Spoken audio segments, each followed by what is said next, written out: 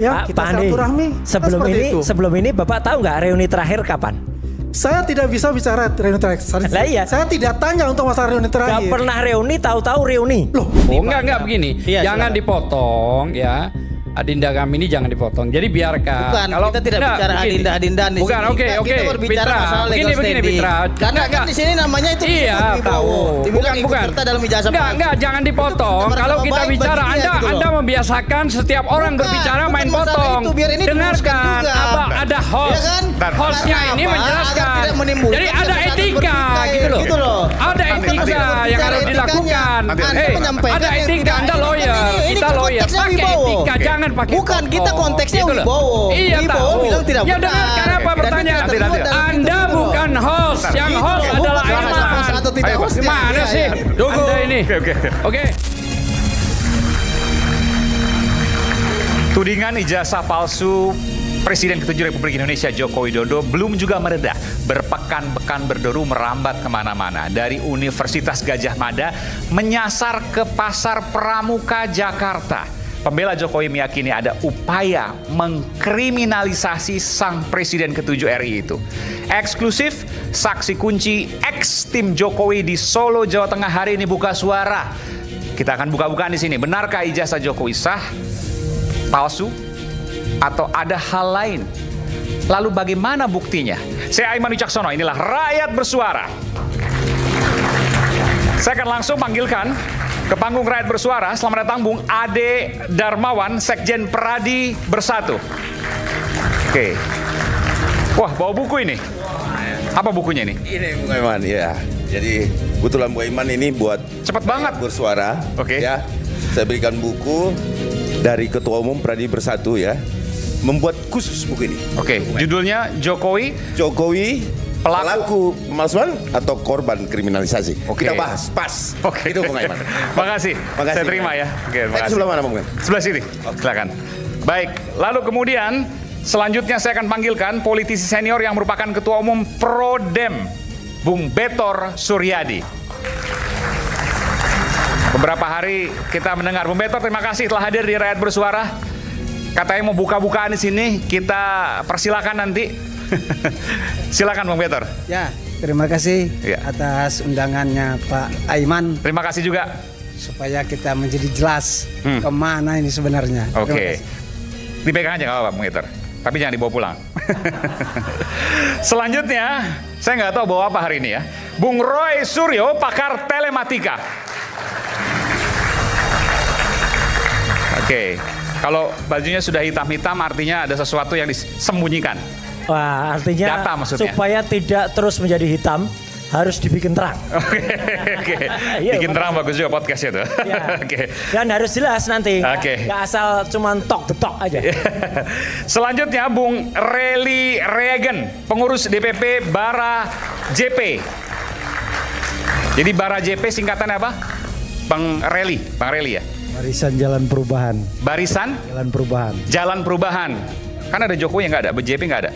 Ya itu awalnya dulu waktu 2014 itu Barisan Relawan Jokowi Presiden. Oke, sekarang jadi Jalan Perubahan. Silakan. Baik. Saya panggilkan pula Bung Pitra Romadoni, Presiden Petisi Ahli sekaligus praktisi hukum. Selalu dengan mawarnya, mawar merah. Ya, terima kasih Bang. Terima kasih Bang Pitra. Dan Bung Rismon Sianipar, ahli digital forensik. Bung Rismon sudah mengambil alih tugas jurnalis karena menginvestigasi kemana-mana. Bantahan Pak Kasmujo sangat telak. Oke, nanti kita bisa dibantah. Udah langsung ngegas nih. Oke. Dan bersama para mahasiswa turut hadir Kolonel Purnawirawan Sri Rajasa Chandra, ex anggota Badan Intelijen Negara BIN. Kalau dulu masih BIN, belum boleh ngomong BIN ya Pak. Sekarang kalau ex udah apa? Mata-mata Pak. Mata-mata. Oke, sekarang kan udah ex ya. Oke.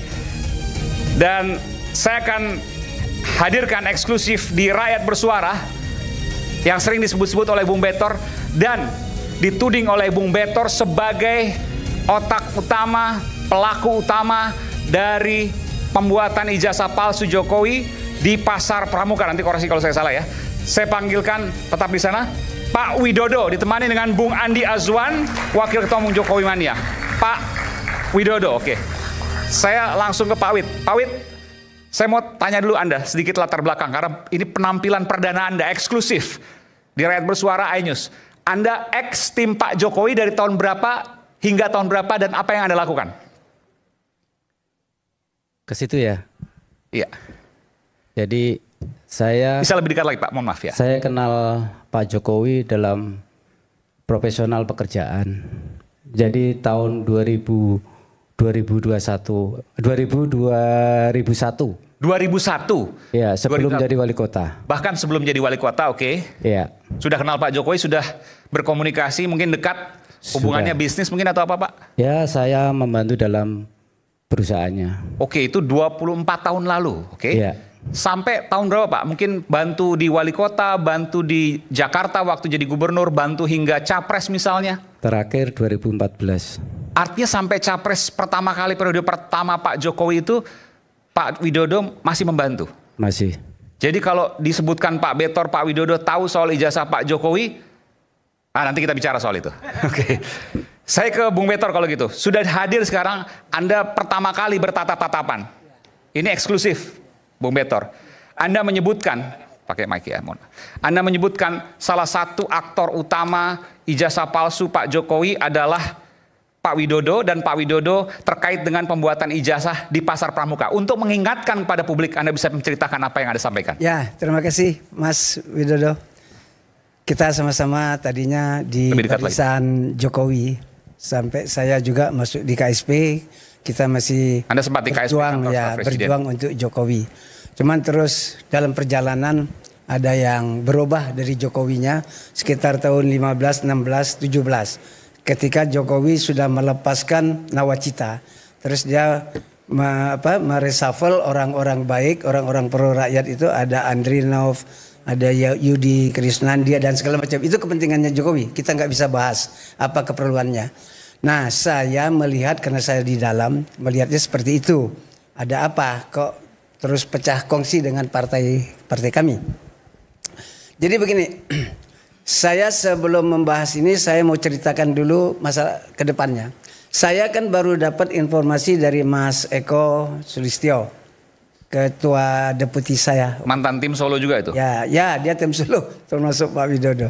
Dalam penjelasannya Mas Eko bahwa pada 2005 Jokowi itu pakai dua doktor Andes dan insinyur. Yang problem bagi kita, yang dokter Andes dari kampus mana, yang insinyur dari kampus mana, sehingga itu berjalan sampai detik ini. Nah, itu kalau kita mau melihat. Jadi kami menjadi bimbang ya, selama 1985 sampai 2005 itu ada sekitar 20 tahun. Sebagai alumni UGM, Jokowi nggak pernah datang ke kampus, ketemu kawan-kawannya dan sebagainya. Dari mana infonya tuh Pak? Dari tahun 1985 ke 2005. Nggak ada kita dapat info bahwa dia ke UGM. Tapi kan katanya berarti.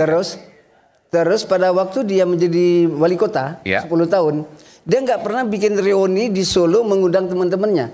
Padahal anak-anak Solo yang alumninya UGM cukup banyak.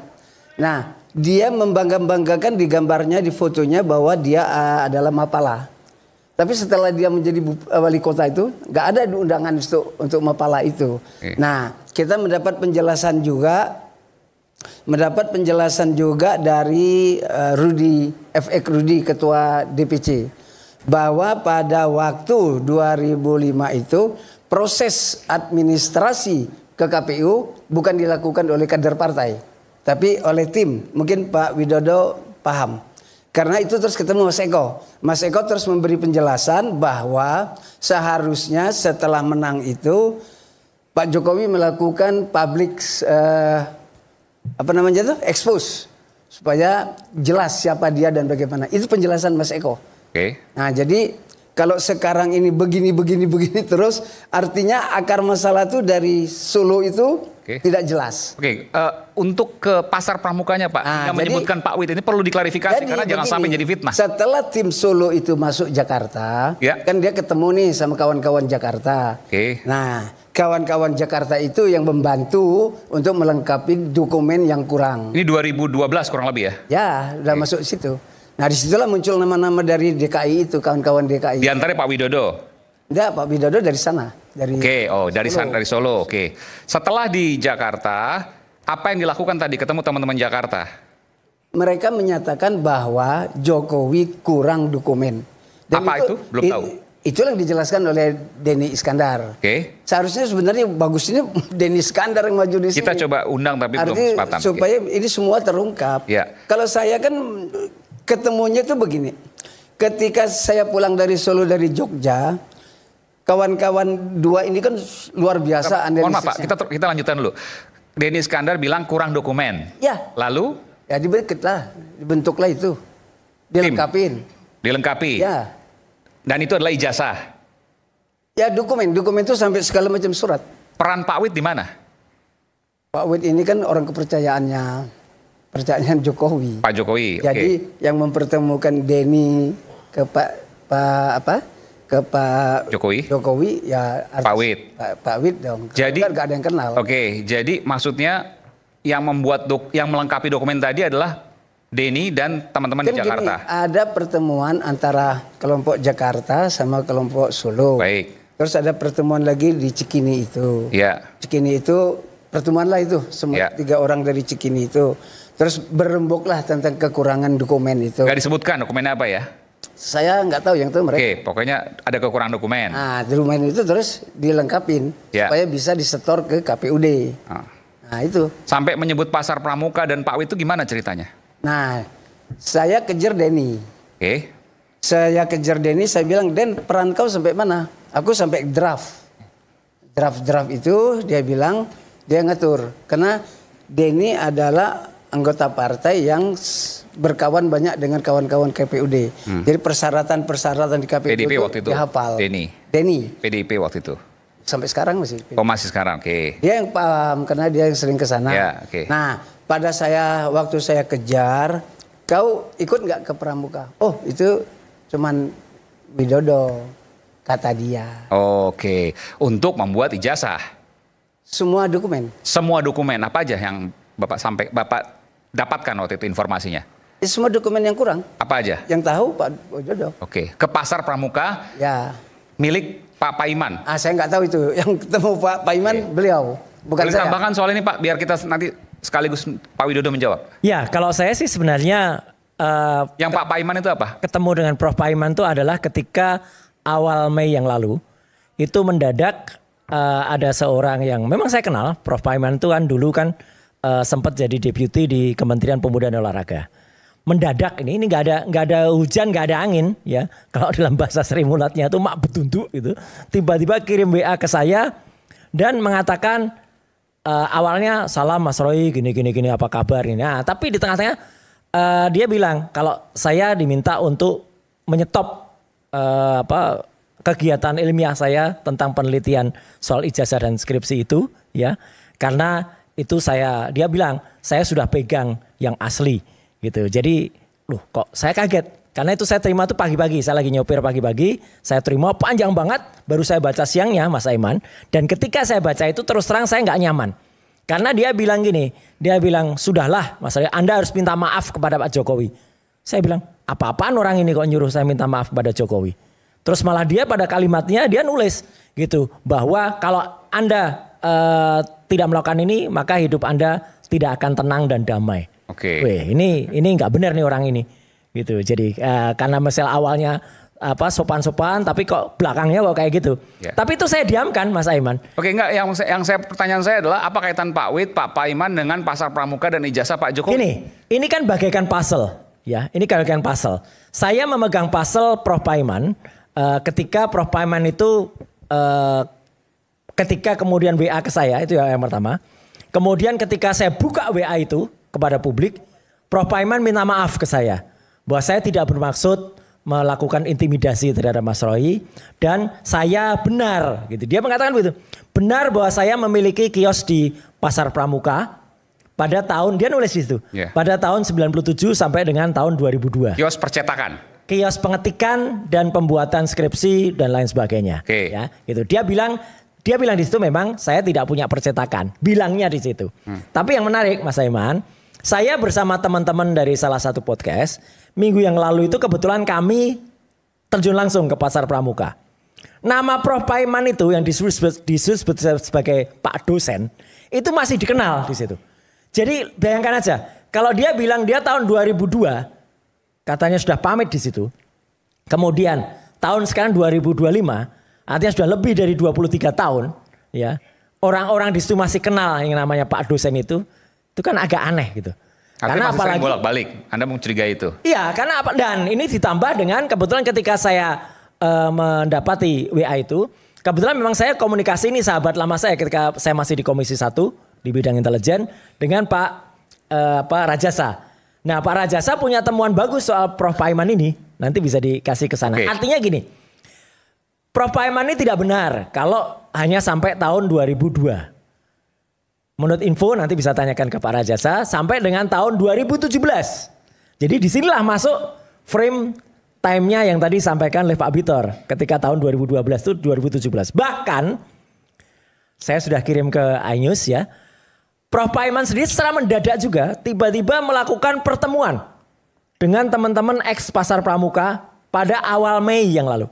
Ngapain ya orang ini kok kemudian merasa seperti ketakutan. Kalau saya sih feeling saya mengatakan orang ini kok agak ketakutan gitu. Kenapa dia harus begitu? Tapi ini enggak sekali loh ya. Prof. Paiman mengatakan begitu. Mas Aiman, dan ini saya buka lagi di sini. Perlu diketahui pada saat kasus saya, Bang Rismon, kemudian Dr. Tifa itu sempat kami lapor ke Komnas HAM. Prof. Paiman ini sempat membuat atau dibuatkan video. Dia berlagak seolah sebagai seorang komisioner Komnas HAM. Terus dia mengatakan ini harus ditolak, ini harus ditolak. Saya bilang orang ini ngapain sih kok terlalu jauh keterlibatannya. Jadi ini bukan ini saja. Jadi kalau seorang intelijen pasti tahu lah. Saya dulu di Komisi 1 sekali lagi. Mitra saya ada orang intelijen. Kita adalah selalu melihat kalau ada orang tiba-tiba guilty feeling. Tiba-tiba merasa bersalah. Tiba-tiba minta maaf. Tapi kemudian ketika kita paksa dengan data-data. Dia pasrah kan. Saya malah minta ke iNews. Kalau perlu Prof. Paiman dihadirkan. Kita sudah usahakan juga, tapi nggak datang kan? Tidak bersedia. Iya, dan dia sekarang menyebar kan, wah saya dia pasrah gini. Jadi memang kuncinya harusnya memang termasuk Paiman ini. Intinya gini, Mas Aiman. Intinya ini jangan dianggap sepele. Kalau memang kita publik itu tidak benar, harus teman-teman ini, misalnya mohon maaf seperti Pak Bitor, Paiman, Pak Widodo, Denis itu dipanggil oleh kepolisian. Dilidik gitu loh. Sekarang kebetulan di depan ada Pak Widodo. Apa kaitan Pak Widodo menurut Mas Roy? Kalau saya sih nggak kenal Widodo ya. Saya tahu nama Pak Widodo itu hanya dari Jadi saya yang bisa saya ceritakan hanya soal Prof. Paiman. Nanti kita bicara soal Pak Paiman dengan Pak Rajasa tapi nanti setelah jeda. Tapi saya ingin tanya dulu ke Pak Wid. Pak Wid, ada yang mau dibantah soal ini? Saya tidak mau membantah, tapi saya mau menjelaskan apa yang selama ini tahun 2012 itu yang pernah saya alami, yang pernah saya ingat, itu aja. Silakan Pak. Di sini saya datang di sini sebetulnya karena mas saya, abang saya ini, kalau nggak abang saya ini saya nggak mau. Terima kasih. Nah, saya nggak pernah melakukan itu. Satu. Yang kedua, sebelum nanti ada pertanyaan saya kenal siapa enggak atau kenal atau enggak, ini perlu saya sampaikan di awal. Yang terkait nama-nama yang beredar. Yang pertama diantaranya Mas Andi Wijayanto, Pak Prasetyo Edi Marsudi, terus Mas yang dari Gerindra itu Sarif, ya, Mas Denny Iskandar, terus yang disebutkan Pak Betor ya, Indra Karmadipa dan David, Anggit dan Pak Iman. Saya kenal dan tahu. Yang nggak tahu saya yang namanya Yulianto. Saya nggak pernah tahu dan nggak pernah kenal. Itu. Baik, saya mau menjelaskan atas 4 tuduhan terhadap diri saya. Yang pertama, saya dituduh aktivis Widodo. Selama ini saya nggak pernah melakukan kegiatan apapun yang terkait kegiatan pergerakan atau aktivis sama sekali nggak pernah. Yang saya lakukan adalah saya profesional sebagai kerja sama perusahaan swasta. Itu yang pertama. Yang kedua, saya dituduh sebagai administrasi untuk kelengkapan dokumen persyaratan calon di KPU. Pak Jokowi ini maksudnya? Ya, dalam hal ini kan yang disampaikan kan kaitannya itu. Sementara ini saya nggak pernah dan nggak punya pengalaman di bidang itu. Dan Pak Jokowi juga nggak pernah menugaskan saya untuk ngurusi pekerjaan itu. Yang disuruh ke saya adalah selama wali kota, gubernur itu adalah membantu pekerjaan bendahara. Oh, Anda bendahara Pak Jokowi? Membantu pekerjaan bendahara dalam tim pemenangan. Oke. Jadi saya ditugaskan sebagai membantu tugas atau pekerjaan bendahara tim pemenangan. Dalam hal ini saya membantu Pak Prasetyo Edi Marsudi. Oke. Kalau dengan kaitannya 2012. Terus yang ketiga, saya dianggap katanya menghilang secara misterius. Ini luar biasa kan? Padahal saya nggak mau menceritakan dari 2012 sampai 2005. Saya menceritakan 2024 aja. Ketika itu di Jakarta Selatan dan di sini ada saksinya. Saya ketemu dalam satu ruangan berbicara sampai 1 jam lebih. Saksinya adalah, boleh saya sebut Mas? Silakan. Mas Aiman sendiri. Oke. Iya, saya sempat temuin karena untuk meyakinkan untuk menghadirkan di sini. Ya kan? Terus yang kedua, saya di 2025 banyak terlibat dan berinteraksi sama senior-senior partai. Dan nggak mungkin saya sebutkan satu persatu karena itu etika. Saya harus konfirmasi beliau dulu. Nanti kaitannya seperti apa, nanti takutnya saya salah ngomong. Kalau mau misalnya bukti, nanti kita bisa konfirmasi sama beliau-beliaunya dulu. Itu. Jadi, dan nomor HP saya sampai sekarang masih sama. Dan DP profil WhatsApp saya ada fotonya. Jadi saya nggak kemana-mana. Soal kekurangan dokumen, Anda sempat tahu Pak Wid? Waktu 2000... Betul, sebentar. 12, menjelang Cagup DKI waktu ini itu. Kan ada 4 tuduhan. Oke. Yang tuduhan keempat, ini katanya saya otak pemalsuan di Pasar Pramuka ijazah Pak Jokowi. Ditudingnya seperti itu. Jadi begini, saya sebutkan aja. Yang setahu saya, orang yang diajak Pak Jokowi, orang Solo, itu ada 6. Saya sebut aja. Satu yang namanya David, yang kedua Anggit, yang ketiga Muhammad Isnaini, yang selanjutnya Widodo saya, dan yang terakhir Sigit Widiawan. Itu saya kenal semua. Sama Eko Sulistyo. Jadi ada 6. Pak Sigit yang sempat di salah satu bank BUMN ya? Saya kurang tahu itu. Iya. Jadi, lah pada kesempatan ini saya jelaskan 6 orang itu diajak Pak Jokowi nggak berbarengan. Ada 3 tahap. Jadi tahap pertama 4 orang. Yang pertama David, Anggit, Muhammad Isnaini dan Eko Sulistianto. Itu pada saat pendaftaran, sebelum pendaftaran sampai pendaftaran. Oke. Terus tahap kedua yang namanya Widodo. Itu tahap setelah pendaftaran sebelum kampanye. Oke. Karena tugas saya membantu bendahara. Jadi nggak ada korelasinya pekerjaan untuk pemenuhan dokumen itu. Terus selanjutnya tahap yang ketiga itu pada saat kampanye itu Sigit Widiawan. Oke? Oke, ini DKI waktu itu ya, Cagup. Baik. Nah, setelah itu saya kenal Pak Iman itu juga pada saat akhir kampanye. Sebagai apa waktu itu kenal ya Pak? Dia ketua relawan. Tahun berapa itu Pak? 2012. Oke. Ketua relawan waktu itu? 2012 sudah kenal Pak Paiman ya? Iya. Ya, catat dulu ini. Saya kenal. Tapi pada saat akhir kampanye. Oke. 2012 karena dia sebagai ketua relawan di situ. Gitu. Oke, saya kenal Denny Iskandar. Jadi sebelum saya jelaskan ke situ, saya ke Jakarta. Itu saya dikenalkan ke Pak Pras. Pak Prasetyo Edi Marsudi karena sebagai bendahara. Lah, waktu ketemu Pak Pras sendiri itu pada saat Pak Jokowi belusukan, Pak Pras di pinggir jalan.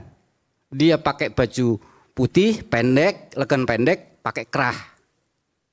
Setelah acara selesai, saya diajak ke posko pemenangan Jalan Borobudur 22 Menteng, bukan Jalan Menteng nomor 222. Nggak ada itu, saya nggak pernah tahu di situ. Oke, Borobudur 22, oke. Jadi saya pikir dengan jawaban saya, lah akhirnya saya itu ke posko, ke ruangannya Pak Pras. Di situ ada lagi, saya nggak mau nyebut nama tapi saya nggak mau melebar kemana-mana, saya sebut inisialnya aja. Timnya Pak Pras dalam bendahara itu satu cowok namanya inisialnya M, satu cewek nama inisialnya N. M dan N, Mama dan November ya. Nah, oke. Disitulah ruangan, akhirnya saya dikasih meja satu, kursi untuk bekerja di situ tiap hari untuk mengerjakan di situ. Sebentar, nanti kita akan lanjutkan. Tapi tadi Mas Roy mengatakan ada yang menarik kenal Pak Paiman tahun 2012. Jangan jawab dulu, kita akan segera kembali saat lagi tetap bersama kami di Rakyat Bersuara. Menarik ya?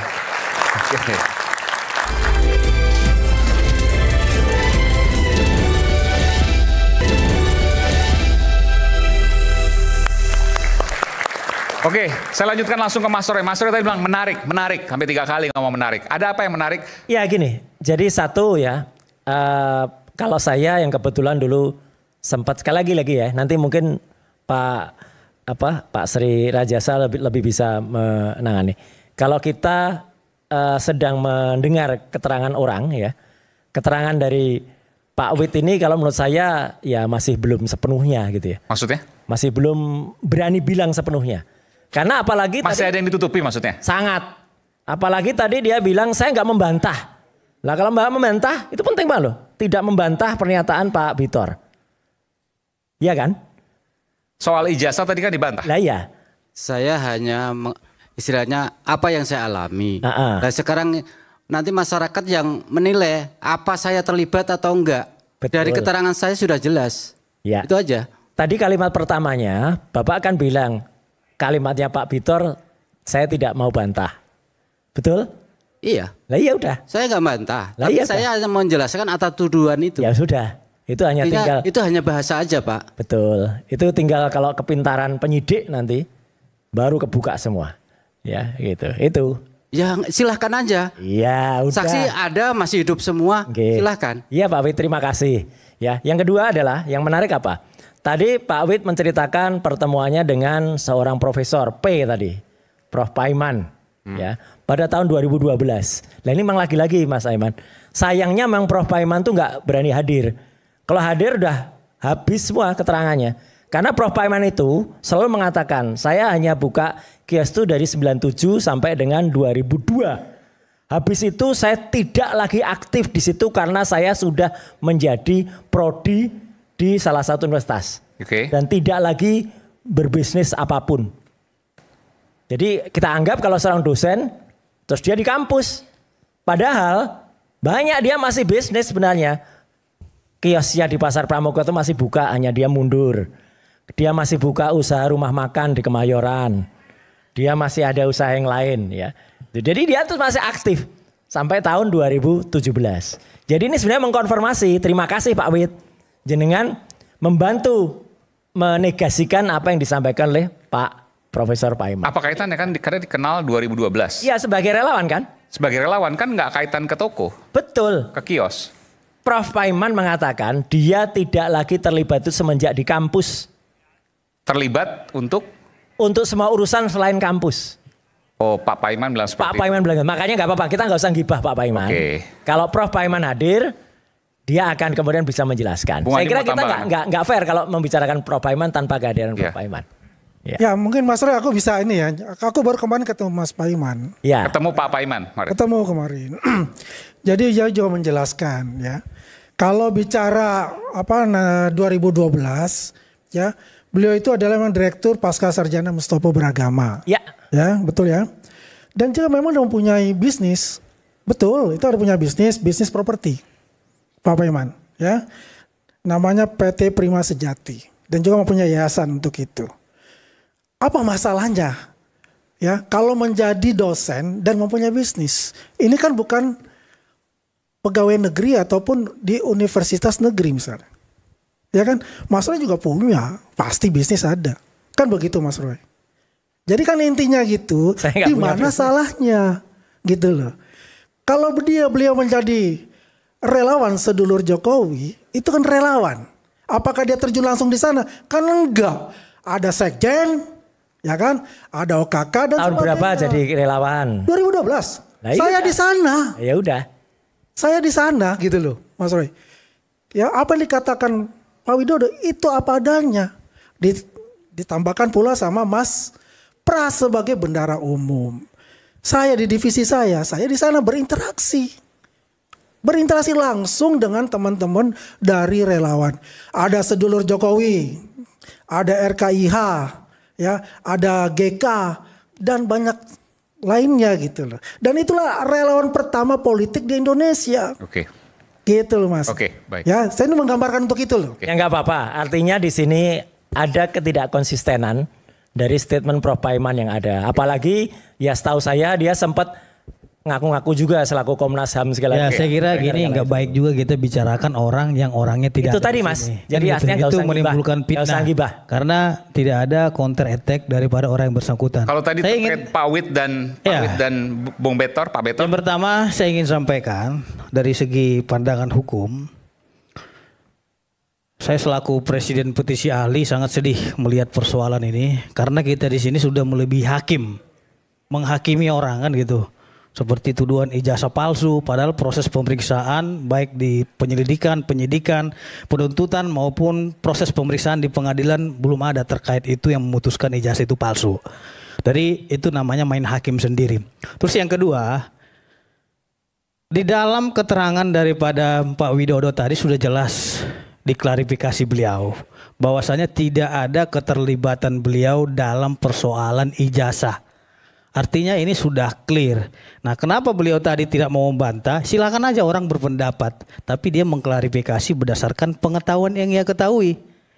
Nah, yang menjadi persoalan sekarang adalah ketika Pak Betor ini masuk dalam perkara ini selaku politisi.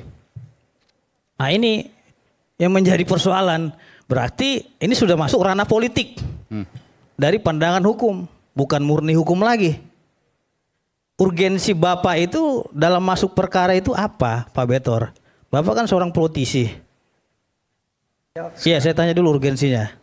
Keikutsertaan saya di dalam kasus ini kan karena pertama itu ketika Ketua Umum kan menyatakan kalau punya tunjukkan. Siapa? Bu Megawati katanya. Terus dibully. Berarti ini instruksi Bu Megawati. Dibully. Terus saya jawab, enggak. Kalau itu inisiatif.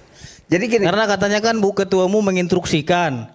Berarti belum ada instruksi. Lah kan tadi kata Bapak bahwasanya siapa yang bilang berdasarkan arahan gitu kan tadi. Ada. Yang barusan tadi. Ada. Saudara bilang apa tadi barusan? Lah kan saya bilang ini kan saya ikut kan setelah muncul pernyataan Ibu Mega. Apa pernyataannya? Ibu Mega kan terus diserang sama netizen. Ditanya PDI Perjuangan harus bertanggung jawab dong. Karena itu kan Jokowi adalah kader. Nah, karena dibully begitu baru saya muncul. Saya tanya kepada kawan-kawan, siapa yang paham tentang kasus ijazah palsu? Muncul. Berarti saudara bertanya siapa yang paham gitu, bukan kan, saudara pelaku sejarah kan begitu? Kan saya harus menanya orang yang paham kan? Iya, Anda bertanya kan begitu dari keterangan saudara tadi. Kalau nggak bertanya, dalam hukum itu saudara itu namanya testimoni di auditu, Pak. Kita ini saya berbicara dari segi hukum. Ya, bagus. Ya. Bagus. Testimoni di audio itu artinya ya, bagus. Kesaksian orang yang ia dengarkan dari cerita-cerita orang lain. Ya. Bukan pelaku utama. Ya. Lain halnya kalau Bapak sendiri yang melihat menyaksikan itu dibuat. Ya. Baru saya acungi jempol sama Bapak. Ya kan, kalau Bapak sendiri yang melihat itu, saya nggak bisa Bapak bilang pembohong gitu. Tapi kalau memang Bapak nggak saksikan itu langsung, mohon maaf. Saya menduga Bapak ini sedang berbohong malam ini. Oh, kan kita karena sudah dibahas dengar dong. Dengar. Setelah saya melakukan pelacakan itu, maka kan kita dapat informasi itu 4. Dapat Anda melacak kemana? Dapat dari Solo bahwa Jokowi memang tidak Anda melacaknya kemana? Ke Pak Eko Sulistyo. Ya kan, dia ketua KPUD. Dia bilang bahwa Jokowi pada waktu itu hanya punya 2 sarjana.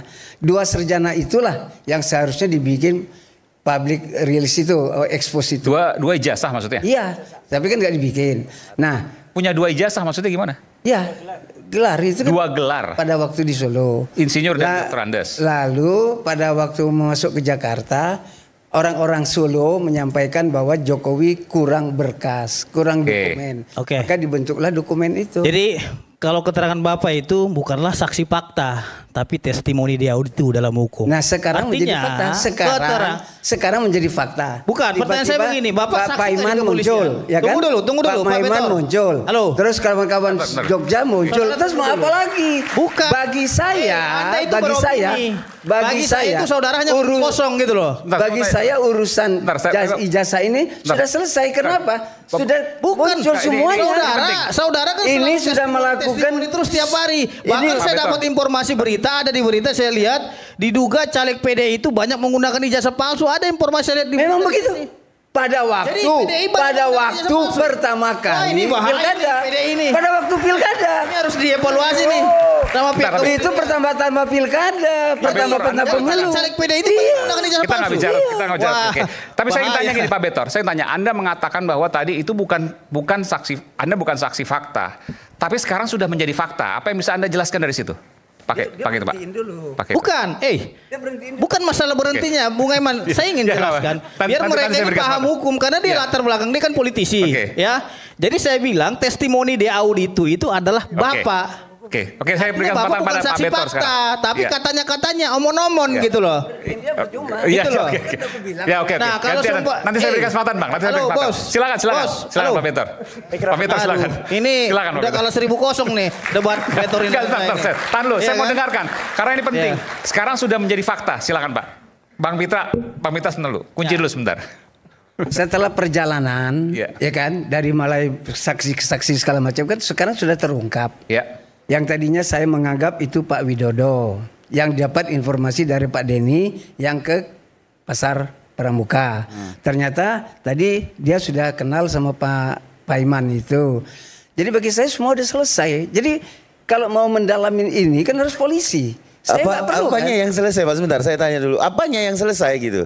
Ketika dia kenal dengan itu, apanya yang selesai? Gini Bang Bitor. Kasih pencerahan kepada masyarakat Indonesia ini yang agak bagus. Artinya gini, jangan katanya Pak. Kalau nggak katanya kata siapa? Ya ini pertanyaan buat Bapak, bukan buat saya. Harus ada katanya. Nanya ke Bapak gitu loh. Kan kita ketemu orang. Kalau kita belajar menyalurkan survei, ada apa? Iya, buktinya mana ada Pak? Sekunder, ada primer. Saya jelaskan dikit. Biar ini tidak jadi gosip. Ada nama-nama Bang Betor ini harus jelaskan jelaskan agar tidak jadi katanya buktinya apa gitu.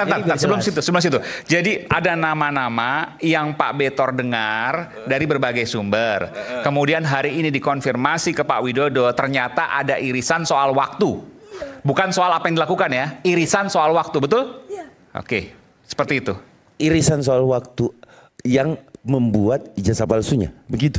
Jadi gini, enggak, saya tanya Bang. Iya, betul. Irisan waktunya ini loh, buat loh, Bang, lu buat ya ijazah palsunya ya, Bang Widodo, lu jalan ke Pasar Pramuka, ada saksinya mana? Iya, memang gue yang nyetak, gitu loh. Iya. Mana orangnya? Denny namanya. Pakai itu Pak. Denny namanya. Loh, makin ngaco Bapak, udah. Aduh capek. Ya kalau menganggap ngaco ya udah. Halu Bapak ini, halu. Oke gini Pak Betor, Pak Betor ini kan apa yang disampaikan punya konsekuensi hukum loh Pak. Dengar dulu. Semua nama yang aku sebut disebut sama Pak Widodo. Betul, tapi kan apa yang dilakukan tidak. Ada 6 orang kan. Baik. Bahwa itu tim dari Solo kan. Tim Solo itu yang mengatakan bahwa Jokowi kurang dokumen. Bikinlah dokumen itu di Jakarta. Kan tim Solo. Nah, soal tim Solonya itu kan dijelaskan sama Pak Widodo, bukan dia. Mungkin ada yang lebih hebat di antara mereka. Saya tidak mau menyebut banyak orang. Saya cukup menyebut Pak Widodo saja. Karena apa? Dia bagian pemegang uang. Jadi saya pikir cukup dia saja. Apa kaitannya memegang uang dengan kaitan tadi? Kalau Anda menjadi tim pemenangan, uang itu segala-galanya. Jadi dari situ semua. Sebentar. Pak Bintor, ini langsung depan Pak Widodo loh. Kemarin Pak Bintor sampaikan bahwa ada keterlibatan Pak Widodo. Sekarang membangun alibi lagi. Pak Bintor sudah bilang ini megang keuangan ada hubungannya dengan pembuatan ijazah di Pramuka itu. Saya rasa ini Pak Bintor ini ngarang. Udah jelas ini. Gini, Mas. Terima kasih. Mungkin akan lebih baik. Apa yang saya sebut sudah diokekan sama Pak Widodo. Jadi soal siapa? Kan mereka ada pembagian tugas. Di sini yang dimaksud oleh Pak Widodo. Saya apa? Jatah saya ngomong kapan? Iya. Oke, Bang Risno ngomong. Ya, setiap orang di sini. Jatah saya ngomong Mas Aiman. ini. Kita mulai dari Mas Fitra, meskipun lawyer, dilaporkan ke polisi nih. Apalagi relawan. Apa gitu. Iya kan, oke-nya apa? Jawab ya. Iya kan, saya usul gini. Ini laporkan ke polisi. Oke-nya apa? Karena dia sudah laporkan ke polisi. Sebentar. Setuju. Enggak, dalam hal ini saya setuju. Dibuka gitu loh. Saya setuju ada Pak Widodonya. Tidak munculkan fitnah. Isu hangat kadang nikmat, apalagi kalau kita tidak bisa mencerna dengan cermat. Jangan lupa secangkir kopi hangat nikmat untuk menemani kebersamaan dalam program Rakyat Bersuara bersama saya Aiman Wicaksono. Saya akan segera kembali.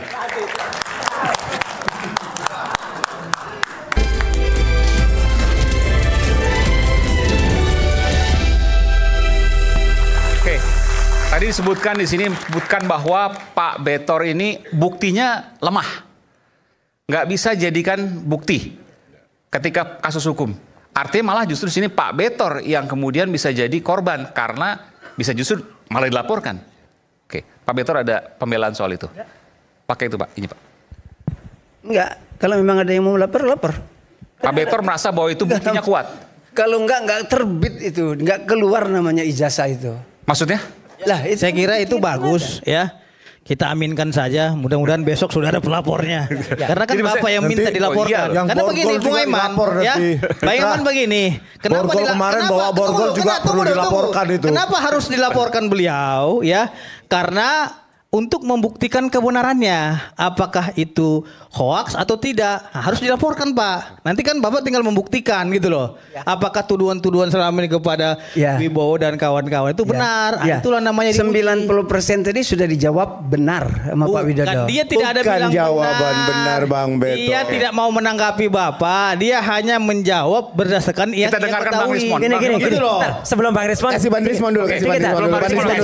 Seperti itu Pak. Jadi hari ini jangan menyimpulkan. Mas Fitra, kita menghormati hari ini tuh ulang tahun ke-79 Polri, ya kan, Bayangkara. Jadi artinya bagus kalau Bang Fitra tadi setuju untuk lapor. Saya setuju dengan melapor ke polisi, bukan hanya Bang Petor. Semua yang disebut itu dilaporin. Pak Widodo dilaporkan, ya kan? Denis dipanggil. Jadi begini.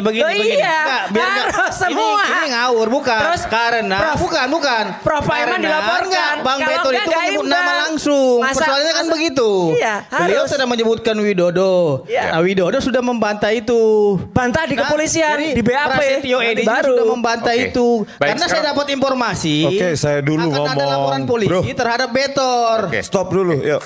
Ya ini Pradi Bersatu ini kan gitu. Nanti itu nih. Saya dengar tadi Bung Rismon bilang bahwa apa yang disampaikan oleh Pak Betor ini kuat. Saya ingin mendengarkan. Ya, sangat kuat. Ya. Sangat kuat bahkan. Ya, saya berikan sejumlah indikator. Pertama, ini adalah presiden atau mantan presiden satu-satunya di dunia yang tidak berani menampilkan ijazahnya. Nggak ada satupun di dunia. Yang kedua, indikator kedua adalah Dirtipidum hanya berani menampilkan versi digital, bukan versi analog. Versi digital itu pun dari ijazah fotokopi. Coba bayangkan, seorang Dirtipidum kepolisian tidak berani menunjukkan, memegang ijazah Jokowi yang katanya asli otentik, atau identik. Berikutnya, ya, kalau kita analisa ya dari versi digital yang diupload oleh saudara Dian Sandi, itu memang sangat berbeda dengan apa yang diupload oleh Fronojiwo. Yang berbeda itu adalah blankonya itu sangat berbeda. Kita sudah melakukan analisa ya posisi dari sejumlah huruf relatif terhadap logo dari UGM sebagai watermarks. Itu logo UGM itu sebagai watermarks. Jadi kalau bergeser maka blankonya pasti berbeda. Ya, perbedaan yang kedua adalah bahwa di ijazah Fronojiwo itu ada tulisan banyak itu sebagai watermarks, yaitu UGM berulang. Berulang dia, UGM. Dan itu sangat kentara. Ya, tidak semi transparan atau bahkan hampir hilang dari apa yang di ijazah Joko Widodo yang diupload oleh Dian Sandi Utama. Itu indikasi yang kuat. Ya. Baru indikasi-indikasi lain.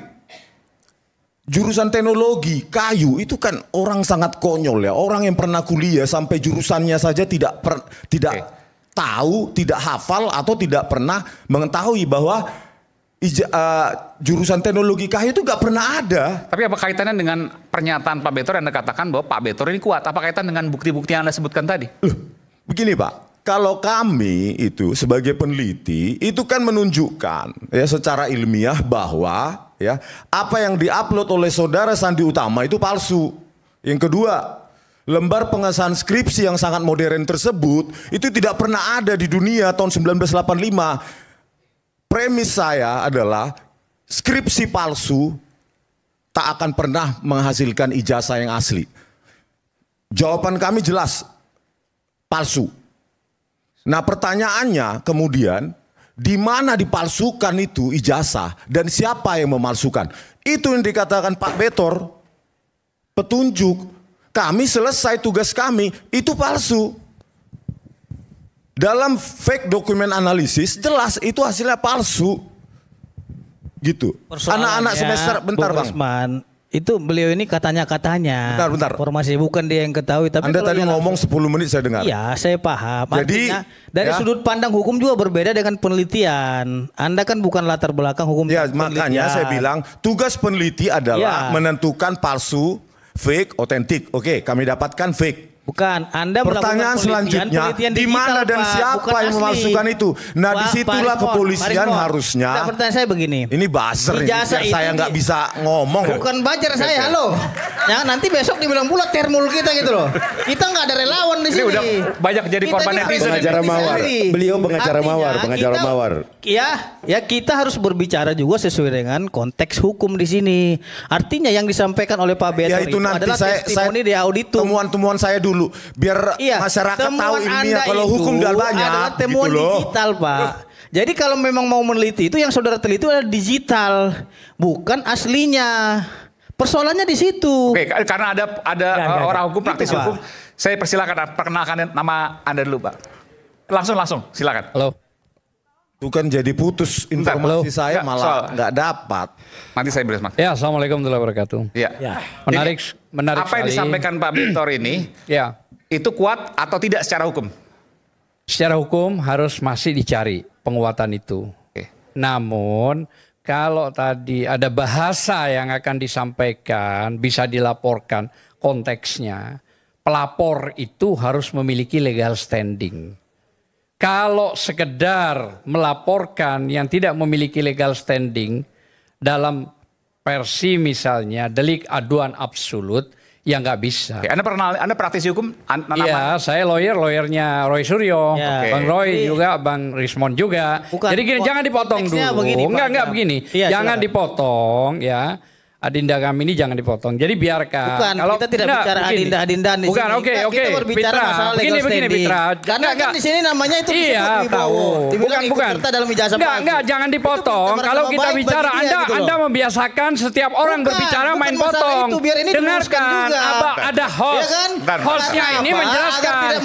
Jadi ada etika gitu loh. Ada etika yang harus dilakukan. Ada etika, Anda lawyer, kita lawyer. Pakai etika, jangan jangan pakai Bukan, foto. kita konteksnya Gitu loh. Wibowo. Iya Wibowo tahu. bilang tidak Ya benar. dengarkan apa Dan pertanyaan. itu terlibat dalam Anda itu. bukan host. Yang Gitu. host Bukan adalah masalah Aiman. host atau tidak Ayo, hostnya. gimana Iya, sih? iya. Anda ini. Oke. Jadi itu dia. Delik aduan absolut adalah korban langsung yang bisa melaporkan. Misalnya seperti Betor membongkar soal ini. Pak Widodo siapa yang bisa dirugikan? melaporkan misalnya. Silakan, nggak apa-apa. Tapi Bang Mitra nggak bisa melaporkan. Ya nggak boleh dong. Ada apa mau melaporkan? Oke. Misalnya seperti halnya sekarang yang kita tangani ada 4 laporan di Polres. Apa sih yang dilaporkan itu? 160 misalnya nih, maaf ini penghasutan apa itu gitu loh. Saya kira ini aja dulu. Apa yang saya sampaikan dalam konteks hukum kita bicara gitu ya. Baik, terima kasih. Terima kasih. Terima kasih Pak Sam. Saya lanjutkan. Ya lanjutkan dulu, jalan dulu. Nanti Pak Rajasa Anda mau ngomong sedikit aja, nanti saya berikan kesempatan di live. Silakan. Saya bicara ini ya menyuarakan suara rakyat ya. Tidak ada kepentingan dengan partai politik tertentu, ya kan, atau politisi, atau kepentingan hukum tertentu. Karena saya yakin di sini kayaknya nggak ada hukum. Di sini maksudnya mana Pak? Di negara ini nggak ada hukum gitu. Jadi begini. Hukum ada dong Pak, kan undang-undang. Ada. Tinggal bagaimana pelaksanaannya. Nah, iya itu dia. Ada tapi nggak ada. Oke. Ada makanya jadi ribut begini gitu loh Pak. Jadi kalau saya mau dilaporkan, laporkannya dulu sebelum saya ngomong nih ya. Jadi saya ingin menjelaskan apa yang disampaikan Pak Betor. Awalnya saya tidak terlalu tertarik dengan masalah ijazah ini, tapi ketika Pak Betor mengatakan bahwa ini diselesaikan di Pasar Pramuka, ya kan? Kemudian saya teringat pada masa lalu. Dulu waktu saya masih jadi mata-mata, saya juga menikmati produk-produk Pasar Pramuka. Contoh seperti misalnya saya harus masuk ke tempat tertentu, saya harus gunakan ID card, saya bikin di situ. Jadi saya tahu persis. ID card apa aja tuh ya, mau jadi wartawan Pak, jadi wartawan. Apa aja. Kita ada kegiatan tertentu misalnya kan, kita masuk harus pakai ID card, kita buat ID card di situ. Oke. Bahkan saya pernah lihat di depan mata kepala saya, visa Amerika dibuat dan lolos. Dan lolos? Lolos. Sampai Amerika? Iya, saya ada orang masih. Masih ada. Kalau ijazah waktu itu harganya antara 8 juta sampai 11 juta lah. Kalau di Pasar Pramuka itu? Pasar Pramuka. Semua yang ada di Pasar Pramuka melakukan kegiatan dokumen palsu. Semua. Sampai tahun berapa itu Pak? Ya, sampai tahun kebakaran. Sampai kebakaran, oke. Sampai kebakaran gitu loh. Jadi ketika Pak Betor bicara soal Pasar Pramuka, jadi saya teringat masa lalu. Kemudian saya langsung mendatangi teman-teman dulu ya kan, yang ada di Pasar Pramuka. Dan ternyata muncul nama Pak Paiman. Dia punya kios di situ, pertama di depan kemudian pindah ke belakang. Dan itu diakui sama beberapa orang yang ada di situ, bahwa itu sampai tahun 2017. Nah, saya memberi apresiasi yang tinggi kepada Pak Paiman setelah dia mengakui bahwa iya dia punya kios di sana. Cuman yang jadi masalah buat saya ya ketika timeline itu dibatasi sampai 2002. Saya masih punya bukti Pak Paiman masih ada di sana sampai 2010 masih. Anda punya bukti? Iya. Ada. Di sana tuh maksudnya dia pegang toko apa namanya? Ya, dia punya toko. Punya kios, semua namanya kiosnya sama Pak, kios pencetakan dan penjilitan skripsi. 2010 Mas Roy, dari 2010 berarti? Ya, artinya begini, sampai 2017 masih di sana gitu loh ya. Cuman ada bukti-bukti untuk yang menyatakan bahwa Pak Paiman 2010 juga masih di sana gitu loh Pak. Paham apa maksud saya Pak? Iya. Nah, kemudian yang jadi masalah ketika Pak Paiman menyatakan bahwa dia sampai 2002 di sana. Ini kan tentunya kan ada sesuatu nih, ya kan? Mengaku ke Mas Roy sampai 2002, betul ya? Mengaku itu saya cuma sampai 2002. Ada di dalam pernyataannya ya? Ada dalam pernyataannya ada juga. Jadi awalnya saya tidak pernah terlalu menyangkutkan Pak Iman dengan ijazah. Tapi ketika dia menyatakan itu, oh ini ada sesuatu nih rupanya. Apalagi ketika Pak Paiman berharap untuk bisa dikonfirmasi dengan orang-orang di sana atas nama Sungkono dengan Ibu Kana. Sungkono itu kerja tempat dia Pak. Ibu Kana itu istri Sungkono. Kan nggak fair gitu loh. Persoalan jadi nggak fair. Ini supaya adil karena nanti harus dijawab oleh orang yang berhubungan langsung dengan Pak Paiman nanti, Bung Andi Azwan. Iya. Jadi nggak fair. Saya ada fotonya. Ini pada saat dia melaksanakan acara halal bihalal. Saya udah kirim ke Ainus, bisa tampil nggak? Ini ada namanya Sungkono, ada namanya Ibu Kana. Halal bihalal, boleh nanti tampilkan ya. Ada kita produser tampilkan. Prof. Paiman itu sekali lagi ya nggak benar lah atau bohong kalau dia nggak pernah kontak dengan orang-orang sana lagi. Ini foto ini Mei 2025 Mas. Halal bihalal siapa ini? Paiman. Dengan? Prof. Paiman dengan orang-orang di ini Pasar Pramuka. Nah itu. Oke, ini tahun 2025. 1 Mei 2025 tuh. Oke, iya. Lanjut Pak Lazar. Ya, yang membuat saya akhirnya menaruh kecurigaan ya dengan pernyataan-pernyataan Pak Paiman. Ini Pak Paiman yang tengah ya? Itu. Yang atas. Okay. Ya, yang tengah itu Pak. Iya, oke. Nah, atas dasar investigasi dan kemudian verifikasi silang saya di sana, ya kan, menyatakan bahwa Pak Paiman ada yang tidak terbuka dari diri Pak Paiman mengenai keberadaan dia di sana gitu loh Pak. Ini yang membuat saya keberatan gitu loh. Kenapa Pak Paiman harus menutupi gitu ya batas waktu dia ada di sana gitu. Apakah ada kaitan dengan 2012 yang diduga terjadi pencetakan ijazah palsu gitu loh. Jadi kalau soal dokumen palsu Pak 99% mirip di sana. Saya bisa buktikan. Apapun itu? Iya. Termasuk ijazah? Iya. Bahkan visa Amerika tadi Anda katakan kalau KTP bisa aja Pak, KTP orang Cina dibikin di sana 50.000 cuma. Visa Amerika Anda bisa pastikan? Iya. Itu tembus? Iya. Anda yakin itu? Ya, orang yang bikin saya masih ada sekarang. Masih ada. Tahun berapa itu? Apa? Masih ingat Pak tahun berapa? Ya waktu itu saya lupa tahun. Tapi orang yang bikin masih ada dan saya lihat. Visa Amerika? Iya. Luar biasa. Silakan Bung Andi. Ya terima kasih Bang Iman. Izin Kanda Tan Sri Chan ini kebetulan satu dengan kakak saya Letnan Jenderal Saripudin Tipo di Aceh. Oke. Ya, dia anak buah dari kakak saya. Jadi saya katakan begini, apa yang dikatakan kan hanya menyebut Sungkono. Saya flashback 97 sampai 2002. Profesor Dr. Paiman membeli kios, 3 kios dari Alung sama Ibu Reri. 97. Di depan. Kemudian 2002 pindah ke belakang. Ya. Ketika dia diangkat ya sebagai kaprodi ya di Mustopo Beragama, dia jual kios belakang itu, dia beli untuk rumah makan Padang di Kemayoran. Betul kan? Memang betul. Saya katakan apa yang betul, saya katakan betul. Ya.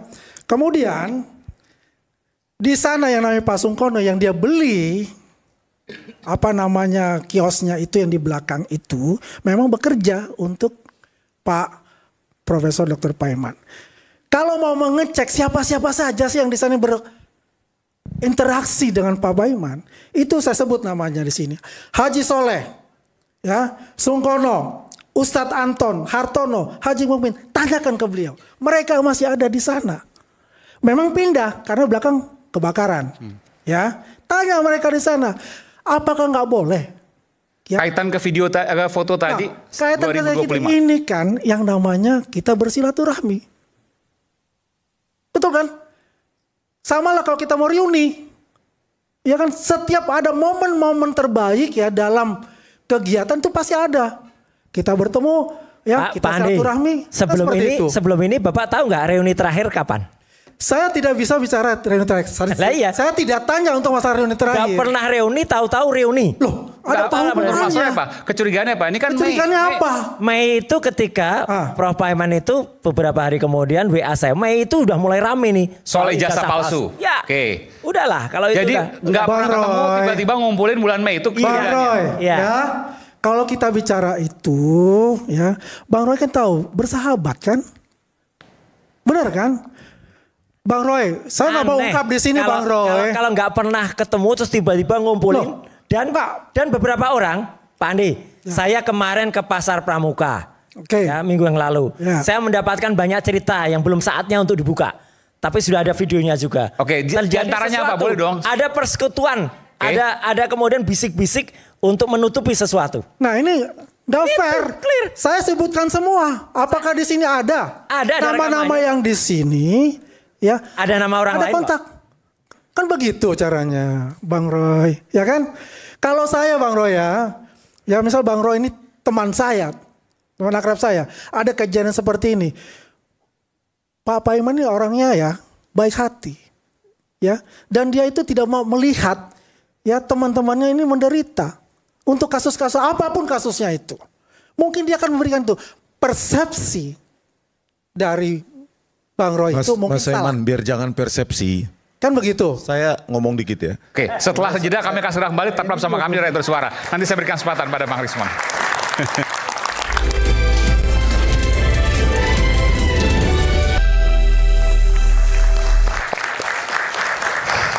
Tadi Bung Rismon mau menyampaikan sesuatu. Saya putus tadi karena ada break. Silakan saya berikan kesempatan. Ya, daripada narasi liar di mana-mana ya, kita menginginkan Polri yang kemarin hari ini ya berulang tahun itu supaya presisi dan transparan.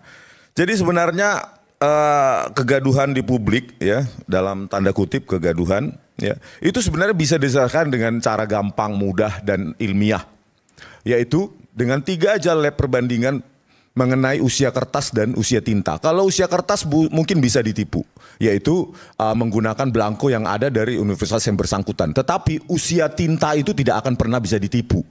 1 minggu jadi itu di lab BRIN. Baru kalau kalau terjadi ketidaksesuaian time frame atau usia, kejar siapa yang membuat dan di mana itu dibuat, gitu loh. Pada saat Dirtipidum mengumumkan, nggak ada usia tinta itu nggak disebutkan, gitu loh. Jenis usia tinta, karena apa? Jenis tinta tahun sekarang atau tahun 2000-an itu jauh berbeda dengan tahun 1980-an. Begitu juga dengan serat kertas, jenis kertas, pewarna kertas. Itu tidak disebutkan, tidak dikunci usianya semua. Maka terjadi narasi liar. Kalau sudah dikunci ya dan berani, karena tidak ada intervensi, berani hasil itu di-challenge misalnya di BRIN atau di Puspom TNI, baru tidak ada lagi narasi. Begitu. Terus selanjutnya, bagaimana mungkin seorang mahasiswa di UGM itu bisa lulus dengan mata kuliah MKDU, mata kuliah dasar umum, statistik, fisika, terus matematika itu nilainya D. Coba, UGM. Kalau dia punya dosen pembimbing akademik, maka dosen pembimbing akademik tersebut pasti memerintahkan, ini Anda ulang karena Anda tidak akan pernah bisa lulus mata kuliah dasar umum nilai D. Ya. D itu tidak lulus. Kalau MKDK masih bisa D. Ya. Terus selanjutnya, yang membuat lebih banyak kegaduhan di masyarakat adalah ya Dirtipidum itu sendiri. KKN dikatakan tahun 1985, dikoreksi Pak Jokowi sendiri 1983 Dirtipidum. Pak Jokowi bilang 1985 awal. Terus pada saat kami ke desa Ketoyan, kepala desa, ibu kepala desa mengatakan 1983. Terus ada stasiun TV yang lain yang datang ke sana 1985. Kan berantakan ini Mas semua. 1983 atau 1985. Jadi kegaduhan itu sendiri dibuat oleh Dirtipidum. Ya, saya kurang setuju kalau dibilang selanjutnya kegaduhan itu Dirtipidum ya. Selanjutnya sudah sesuai dengan prosedur hukum. Makanya saya bilang, Pak. Tunggu dulu. Gitu loh. Pada pertemuan terlepas katanya mau tintanya itu warna apa? Anda kan katanya peneliti. Pada Kenapa nggak ada teliti aja tintanya? Makanya saya bilang saya yang datang. Ya teliti dong. Saya yang datang sendiri ke desa Ketoyan. Anda di mana? Itu tintanya itu sudah diperiksa sama Bareskrim Mabes Polri. Usianya berapa? Identik usia katanya dengan berapa? Itu. Masalah usia lu teliti kalau lu kurang puas. Kan ada apanya sini. Kalaupun kurang puas ke Propam Mabes Polri dong. Ya, besok gitu. Jadi tanggal 3 jangan Juli. kita menjustifikasi Pak Juanda ini di sini membuat kegaduhan. Saya nggak seperti itu. Supaya nggak ada yang kita harus apresiasi beliau. Cepat bentar dulu Mas. Dalam melanjuti laporan kalian gitu loh. Pada pertemuan tanggal 15 April 2025 dengan kedua wakil rektor dari UGM kami tanyakan ya, data KKN Pak Jokowi mana? Gak ada, masih dicari. Pertanyaannya UGM mengakui nggak ijazah itu asli dari mereka? Simpel aja. Oleh karena itu, ya. Oleh karenanya itu, apa? Basis UGM mengakui nggak itu basis asli? Penjelasan tahun KKN Dirtipidum itu berdasarkan dokumen tahun 1983 atau enggak? Karena ketika kami tanyakan ke desa, ke ibu kepala desa Ketoyan, tidak ada dokumen apapun tentang KKN tahun 1983 dan 1985. Itu jelas kami tanyakan. Itu katanya. Masih tidak ada dokumen apapun. Nah, lah ini mau meneliti ijazah KKN atau skripsi. Sebentar. Kuliah enggak sih? Bukan, kalau konsisten. Anda berubah-ubah penelitiannya. Ijazah kalau konsisten itu satu rangkaian. Anda gitu loh. Oke, sebentar. Ijazah nggak mungkin. Ijazah itu nggak mungkin timbul tanpa kita KKN atau skripsi. Saya 1 UGM. Itu clear aja. Bukan masalah UGM-nya di sini. Kita mau uji juga penelitian saudara. Jangan juga paksakan saya harus supaya tidak ada yang kudet sebentar aja. Supaya Mas Fitra juga tahu. Mas Fitra supaya tahu. Ini perkembangan terbaru. Ya mungkin TV yang live kan baru iNews ya. Hari Kamis lusa Bareskrim sudah mengabulkan permohonan TPUA untuk gelar perkara khusus. Oke, good. Berarti Bareskrim top. Oke, clear. Itu jadi artinya nantinya hari Kamis itu insya Allah saya dan Bang Resmond pun akan dipanggil. Tapi selaku ahli. Oke. Gelar perkara khusus. Jadi gelar perkara terkait ijazah Pak Jokowi. Ijazah Pak Jokowi. Ini informasi satu lagi yang menarik. Ini informasi terbaru. Nama Dirtipidum Brigjen siapa namanya? Juandani sudah dilaporkan ke Propam. Jadi dia terlapor sekarang pada saat Propam. Itu saya kira prosedur ya. Iya, memang diatur ranah hukum. Jadi artinya sudah dilaporkan, Mas. Ya, tapi ingat, laporan itu juga belum tentu bersalah. Gak apa-apa. Sebentar Mas Roy, kalau persoalan Dirtipidum dilaporkan, ada gelar perkara khusus hari Kamis. Enggak, kalau karena memang Bang Roy ini melaporkan seolah-olah Pak Juandani itu salah. Enggak, gelar perkara yang akan dilakukan terhadap Pak Roy, respon juga terhadap teman-teman pengadu Dumas, ya bukti mereka proses laporan itu. Terus katanya gelar perkara khusus, mereka kan sahuti, apalagi dipanggil sebagai ahli. Nanti buktikan saja. Nah, gelar perkaranya kan harus ada pernyataan resmi dari Bareskrim. Nah, begini, saya ingin sampaikan bahwasanya tadi konteksnya itu ngomong setengah acara ini bukan dia yang masalah ngomong. itu. Halo. Berhenti dulu dong dia. Tunggu dulu. Tunggu. Ini kan berbicara Bang Roy. Bentar, supaya nggak tabrakan, saya beri kesempatan. 2 menit aja nanti saya berikan kesempatan kepada Bung Roy. Artinya begini Bang Aiman, saya kan udah sampaikan tadi. Jangan kita menghakimi seseorang. Ini perbuatan-perbuatan kalian menuduh ijazah Pak Jokowi palsu itu adalah kriminalisasi terhadap Jokowi. Kenapa? Karena kalian memaksakan pidana yang orang tidak melakukan perbuatan pidana. Kalau memang itu palsu, kriminalisasi terhadap seluruh Indonesia dong. Bukan. Kalau menyatakan palsu itu Mas Roy harus jelas dulu. Tunggu dulu. Tunggu dulu. Udah, Mas. Ya, yang dikatakan kriminalisasi itu adalah memaksakan seseorang yang tidak melakukan perbuatan pidana agar perbuatan itu dilakukan di pidana. Itu kriminalisasi. Nah, perbuatan itu adalah salah satu bentuk kriminalisasi. Pertanyaannya, Pak Jokowi ada nggak mengkriminalisasi kalian? Tidak ada. Tunggu saja tanggal main. Kalaupun ada melakukan laporan itu prosedur hukum. Jangan juga kita menjustifikasi orang, oh ini ijazah palsu. Itu menghakimi, Pak. Main hakim sendiri namanya seperti itu. Gak enak juga seperti itu gitu loh. Ini kayaknya memang hadir untuk mengganggu saya ini supaya informasinya ini. Jadi begini ya, sebagai S1 UGM. Kita sama-sama orang Batak. Nggak ada niatan saya mengganggu Lae. Gitu, silakan aja Lae. Jadi mendukung ya. Kirain mau nyanyi lagi, anak Medan. Jadi gini ya, sebagai S1 UGM asli. Ya. Nah, coba nanti diverifikasi dengan universitasnya. Jadi di UGM itu, kalau MKDU-nya matematika, fisika, statistik itu nilai D, maka dia nggak bakal lulus. Pasti 2 tahun DO. Bentar dulu, pasti udah diambil tuh ya. Nah terus berikutnya ya. Memangnya Pak Jokowi ada yang D? Iya, statistik, matematika, dan hanya cuma 3. Dokumennya dari yang ditampilkan di Dirtipidum. Itu nggak mungkin lulus, pasti DO. 2 tahun tuh pasti DO. Yang kedua, ya ini ditampilkan juga oleh Dirtipidum. Seseorang mana mungkin bisa ke sarjana kalau daftarnya sarjana muda. Itu datanya dari Dirtipidum juga. Coba bayangkan mendaftar sarjana muda, keluarnya ijazah sarjana. Harusnya kan ijazah sarjana muda gelar BSc. Itu pun kalau lulus. Tetapi kalau kita melihat mata kuliah MKDU, matematika, fisika, statistik nilainya D, pasti DO itu.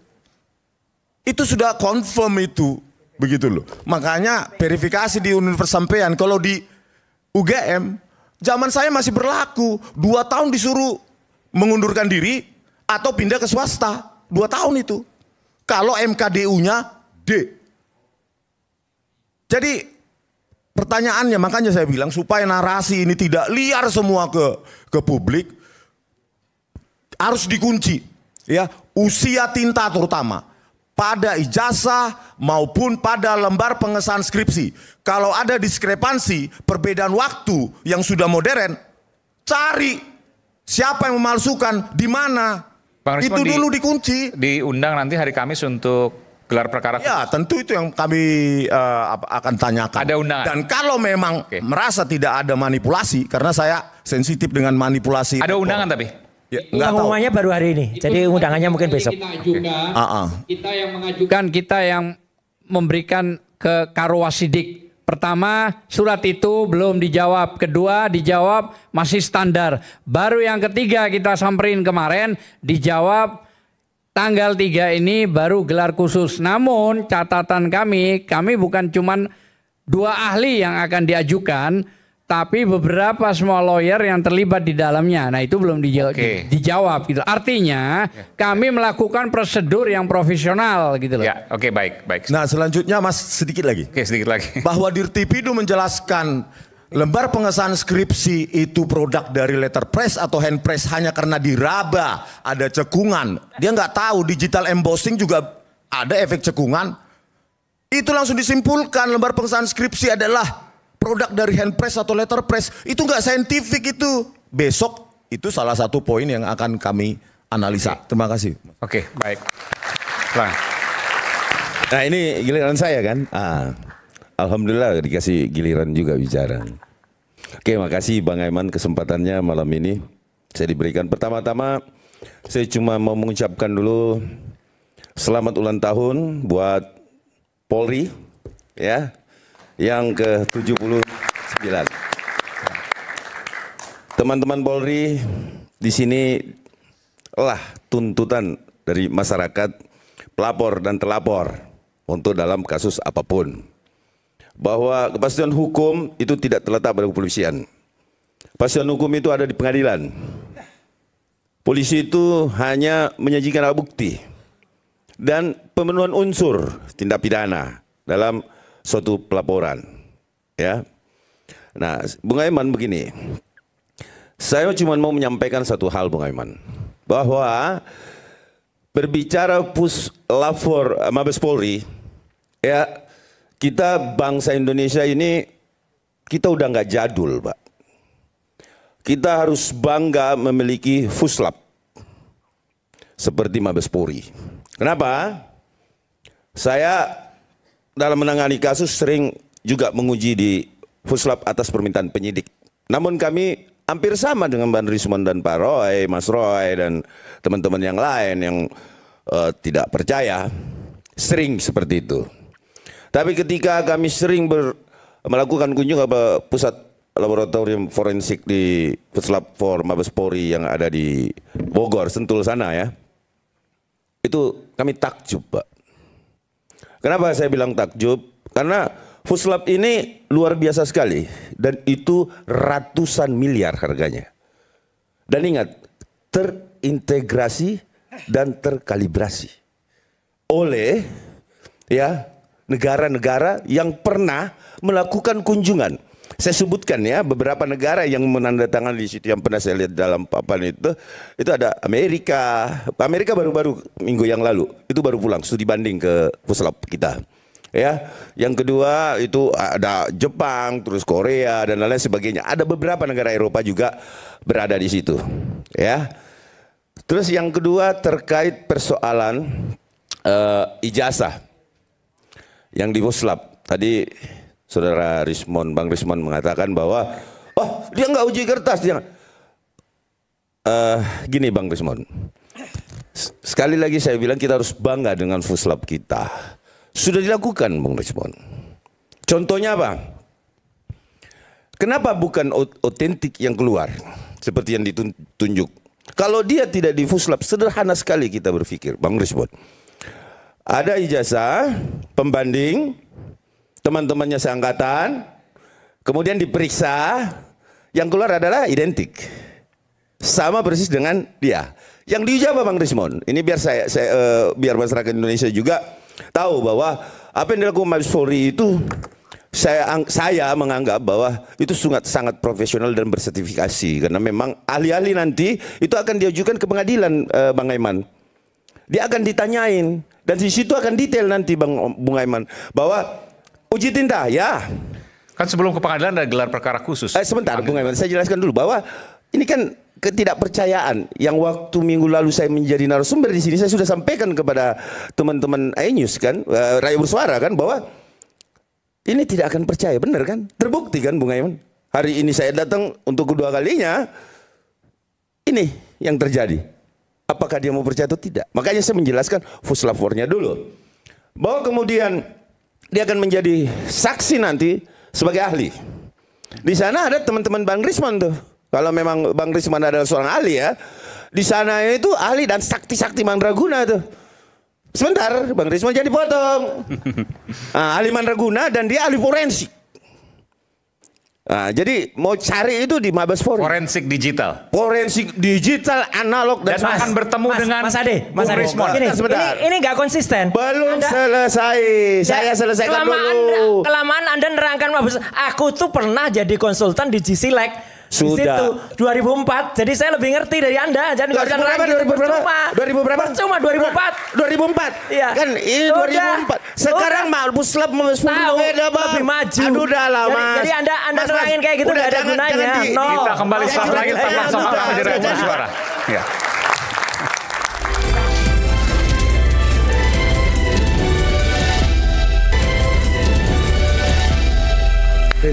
Pak, sebentar Pak.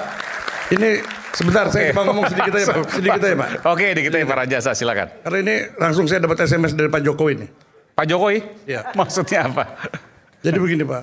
Nggak, ini harus konfirmasi dulu. SMS Pak Jokowi betul. Ternyata kita ini ya kan, tidak memahami nih, ya kan, apa yang dimaksud dengan kejujuran Pak Jokowi selama ini. Jadi Pak Jokowi ini sudah jujur tentang ijazah sebetulnya. Seperti kita analogikan, emak-emak naik motor, sen kiri belok kanan. Itu loh. Jadi udah ada kejujuran. Jadi kita nggak ngerti ini sebetulnya. Ya kan? Sudah ada kejujuran tentang ijazah ini. Maksudnya gimana kejujuran? Ya nggak ngerti juga Pak Iman. Orang-orang masih saja ngerti kok. Nggak, gimana coba jelaskan. Jadi sesungguhnya Pak Jokowi ini sudah biar jelas. Sudah sudah memberikan kejujuran tentang ijazah yang Pak Jokowi punya. Karena ketika kita analogikan seperti mama naik motor, saya naik kiri belok kanan. Itulah kejujurannya. Nggak ada, harus secara lebih jelas lagi dong. Sebentar, ini kita jangan framing lagi ya. Nggak framing Pak. Nggak, kita fokus aja. Ini kan apa yang nggak, supaya arahnya jelas, saya pikir harus dijelaskan. Karena nanti kemana-mana soalnya. Iya, apa yang disampaikan Bang Bintor tadi. Bukan pernyataan tadi, sen kiri belok kanan maksudnya apa itu? Penjelasannya ini pertanyaannya tentang apa? Apa yang diklarifikasi Pak Jokowi itu nggak ada. Pak Jokowi itu kan menyampaikan ke Bareskrim apa yang ijazah yang dilaporkan oleh kawan-kawan dari TPUA. Nah itu yang disampaikan tadi oleh Saudara Rismon bahwa pengumuman yang dilakukan oleh Dirtipidum itu tidak memuaskan, tidak ilmiah, salah. Kalau kita membantah, justru itu apa yang disampaikan oleh Bareskrim kan sudah jelas. Nah, bahwa ijazahnya Pak Jokowi itu sudah dilakukan lapor dengan membandingkan. Bang Regen, mungkin gini, Pak Jokowi kan sering sen kiri tapi dia belok kanan. Ya, terus mengatakan ijazah sebentar Pak Rismon, kalau gitu kita nggak bisa membuat alibi karena ini kan persoalannya masuk ke ranah hukum. Jadi apa yang disampaikan oleh Bareskrim, oleh Dirtipidum itu kan sudah jelas. Ini kan persoalannya kan ijazah. Ijazahnya itu kan sudah diumumkan oleh Bareskrim. Nah, tapi kawan-kawan masih tidak puas.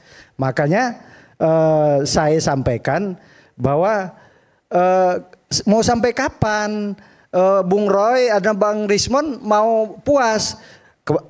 Kemarin sudah ngomong apa terkait nilai. Jawabannya saya bisa jawab itu. Nanti ada gelar perkara khusus dan itu akan menentukan. Lah belum diumumkan resmi dong sama Bareskrim. Yang harus mengumumkan itu kan adalah Bareskrim. Tadi disampaikan Bang Roy, nggak mungkin. Memang suratnya baru terbit hari ini. Jadi mungkin memang belum dilulus sih. Kemarin ya.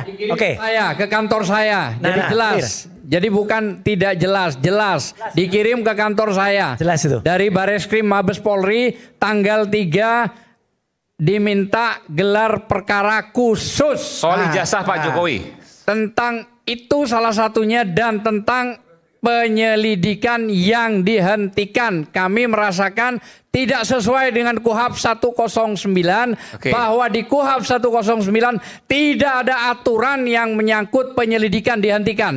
Yang ada penyidikan. Nah, itulah yang kami kejar. Makanya dijawab setelah lama ini berbulan-bulan dijawab begitu. Dan tanggal 3 kami akan ajukan surat resmi bahwa ini yang kami minta semua. Kalau disetujui kami datang, kalau enggak boleh dimundurkan.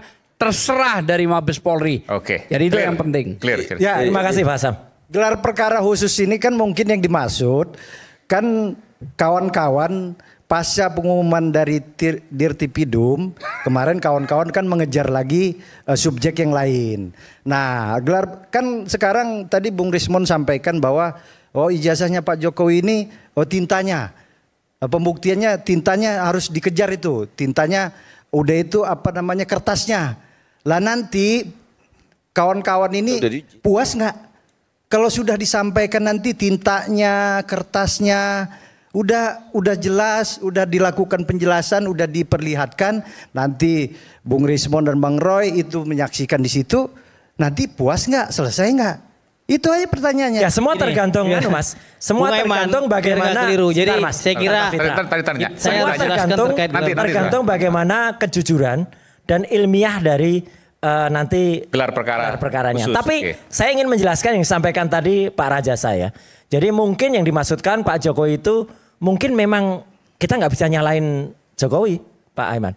Dia mungkin dulu waktu pesen asli gitu. Tapi keluarnya palsu. Jadi Jokowi itu pesennya kita berbicara gelar perkara khusus. Bisa gitu dong. Kalau kayak gitu saudara sudah memframing lagi.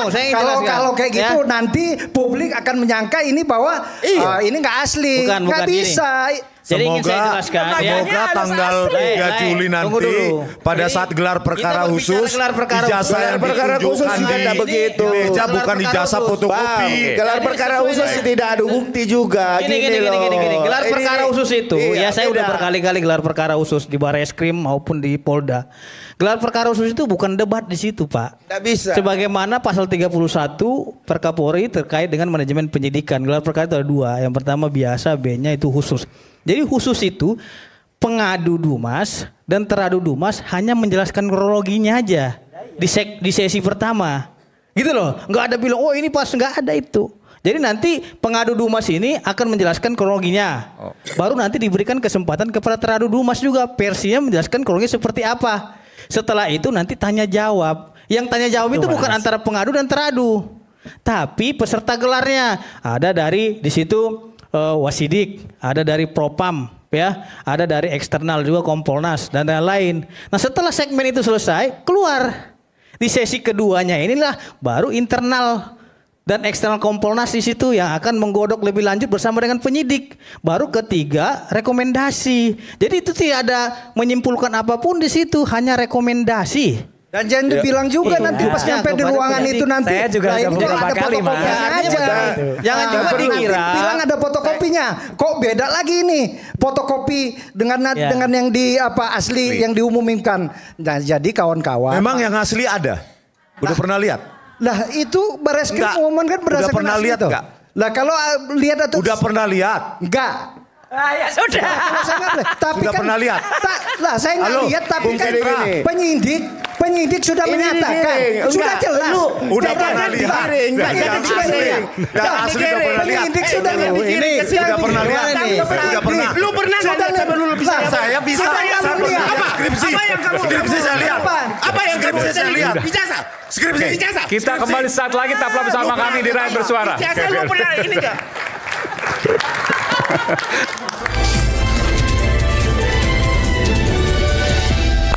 Oke, ini adalah bagian akhir dari Rakyat Bersuara. Nggak kerasa emang 2 jam lebih. Tapi saya yang berikan kesempatan karena dari tadi Pak Widodo belum bicara dan beliau yang paling sering disebut sebenarnya dalam acara hari ini. Saya ingin memberikan kesempatan pada Pak Wid. Pak Wid, apa yang Anda ingin sampaikan terkait dengan penyebutan nama Anda di berbagai media yang kemudian Anda tampil hari ini pertama kali eksklusif? Apakah Anda ingin melakukan gugatan, Anda merasa dirugikan, dan lain sebagainya? Silakan, saya berikan kesempatan. Iya, sebetulnya kalau dirugikan pasti. Apalagi era sekarang kan era ya media seperti ini. Keluarga saya, orang sekeliling saya pasti saya setiap hari ada telepon, ada WhatsApp 10, harus saya menjelaskan apakah saya apa segala macam. Itu sangat merugikan saya. Dan bagi teman saya yang istilahnya nggak suka sama saya, pasti juga ikut-ikut memfitnah saya kan seperti itu. Jadi ya terus terang kalau dibilang merugikan, sangat merugikan. Bentar, saya tanya karena yang pertama kali tadi Pak Betor mengatakan informasi Pak Wid itu dari Pak Denny. Anda berseberangan dengan Pak Denny? Tidak. Oke. Ya perlu saya luruskan juga. Saya kenal Pak Denny itu ketika yang pertama itu saya dikenalkan Pak Pras dulu. Setelah itu saya suruh berkantor tiap hari di situ. Kebetulan ruangan Pak Denny Iskandar itu bersebelahan. Jadi saya itu masuk di ruangan bendahara, Pak Denny ke sekretariatan. Kalau dalam hal ini Pak Betor mengutip dari Pak Denny, artinya Pak Denny memfitnah Anda dong? Saya sudah clear, tidak pernah ngomong seperti itu. Oh, Pak Denny menyampaikan kepada Anda tidak pernah ngomong seperti itu? Iya. Artinya dalam hal ini Anda mencurigai Pak Betor yang berbohong? Ya, itu media yang bicara begitu. Oke, baik. Bukan saya. Silakan. Ada yang ingin disampaikan lagi Pak terakhir? Ya, saya hanya sederhana aja. Jadi janganlah korban cukup saya aja. Jangan yang lain. Kalau nggak ada bukti, nggak ada saksi yang nggak bisa terverifikasi, gitu loh. Jadi kalau hanya katanya, ya tolonglah gitu loh. Jangan ke yang lain. Dampaknya luar biasa. Kalau orang sakit cepat mati kan gitu loh. Ya. Itu maksud saya. Jadi kalau memang saya harus sebetulnya kalau saya sih tenang-tenang aja karena saya merasa nggak melakukan segala sesuatunya, saya anteng-anteng aja. Tapi media termasuk di podcast siapa Abraham Samad apa semua itu memojokkan saya. Akhirnya saya mau nggak mau harus klarifikasi kan. Dan tampil pertama kali di iNews. Terima kasih ya. Pak Widodo. Terima kasih. Tadi disebutkan Pak Denny sudah memberikan klarifikasi ke Pak Widodo sendiri yang menyebutkan Pak Denny bahwa ke Pak Betor ya bahwa ijazah Pak Jokowi dibeli di Pasar Pramuka dan salah satu aktor utama dan bahkan yang paling utama adalah Pak Widodo. Tadi Pak Widodo sudah menanyakan ke Pak Denny tidak pernah menyampaikan itu. Apakah pertanyaan saya sekaligus closing statement? Pak Betor punya bukti bahwa Pak Denny menyampaikan itu kepada Pak Betor? Jadi kan gini, saya kan tadi di awal tidak paham ini kan. Nah ini kan udah jelas ini udah alibi ini. Bentar. Jangan dipotong dulu Mas. Tadi kan sudah disampaikan udah Pak Widodo, terus mengadu framing lagi. Nah kemarin sebelumnya acara Pak Widodo. Nah sekarang udah bilang lagi atas pernyataan Pak Widodo, dibilang lagi jangan bangun ini terus lah Pak. Iya, jadi kita ini supaya masyarakat juga ada pencerahan, Bapak jangan pelin-pelan. Ini udah kayak omon-omon ini gini nih. Oke, silakan Pak Betor. Hah? Bener dia. Jangan Pak. Bang Betor, saya mau nanya Bang Betor. Bang Betor ini dalam kondisi sadar kan belum baru habis bangun tidur kan? Sadar kan ini? Ah iya, itu aja sih. Mau menanya. Jadi gini Pak Betor, pertanyaan saya begini. Apakah Pak Betor punya bukti bahwa Pak Denny mengatakan itu? Karena itu pasti akan ditanyakan. Pakai ini Pak, ini Pak.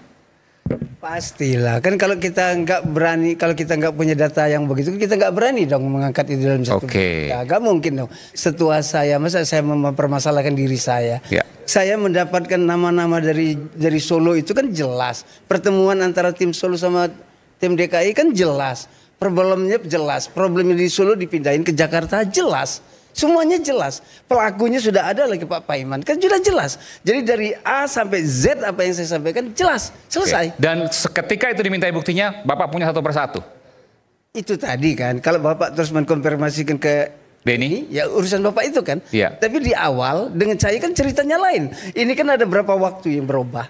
Semua orang kan berubah pada waktu entah apa tekanannya atau apa isinya kita nggak tahu. Pak Denny itu cerita Tapi Bapak dari pertama saya berani mengungkapkan itu karena saya punya data. Saya berani mengungkapkan. Pak Denny itu cerita itu mana datanya Pak Bentor? Ini kan ada Pak Widodo. Tunjukkan dulu datanya. Pak Adi Wijanto sudah mengklarifikasi. Tunjukkan dulu Saudara datanya, jangan Bang membuat Beto. framing setiap hari berubah-ubah.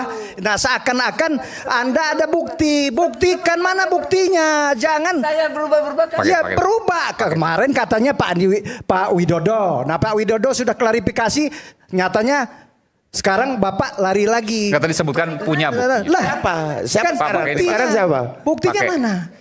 Lah nggak bisa katanya itu yang saya bilang. Sebentar, Bung Aiman, ini ada barusan saya terima. Buktinya di Pasar Pramuka. Sebentar. Persidangan. Sebentar, Bang. Bisa bukti ditunjukkan di sini, harus di persidangan. Sebentar, nih. Gitu loh.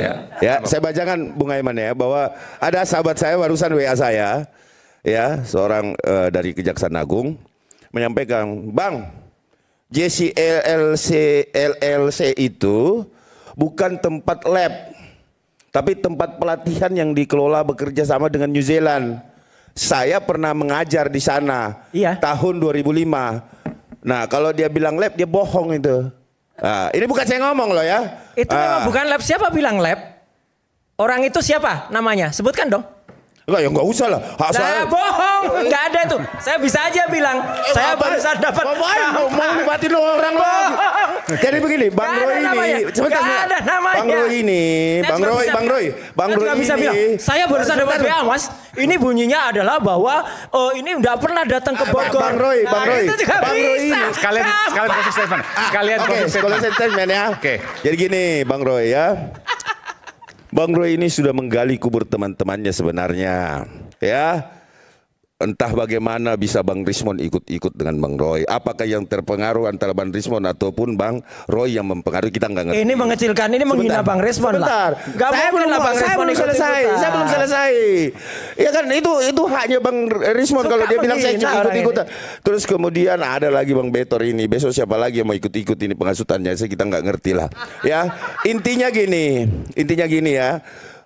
Mari selamatkan diri masing-masing lah. Ya kan, nanti ketika kemudian terjadi chaos di dalam pelaporan ini, ya kan.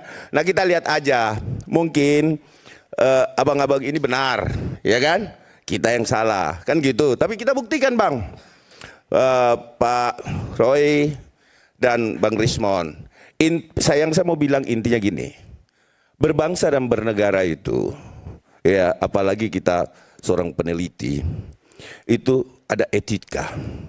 Itu yang pertama. Yang kedua, tempatkanlah diri Anda, harga diri Anda sebagai ahli pada tempat seorang ahli. Ya. Bukan meneliti sesuatu yang memang belum tentu diteliti aslinya, karena analognya nggak dipegang yang diteliti. Itu yang pertama. Ya kan? Saya sangat menghargai Bang Roy dengan kecintaannya terhadap bangsa mungkin. Dia pengen pemimpinnya semua mulus-mulus aja, jangan yang bicara ijazah palsu. Tetapi Mbo ya, mari kita meneliti ijazah aslinya, kan begitu. Jangan dari sosial media ataupun mana-mana, oke? Yang perlu saya sampaikan adalah terakhir untuk teman-teman, bahwa mari kita bersama-sama. Kenapa sih? Kalau saya diprotes terus sama saudara, marilah kita bersama-sama melihat kooperatif.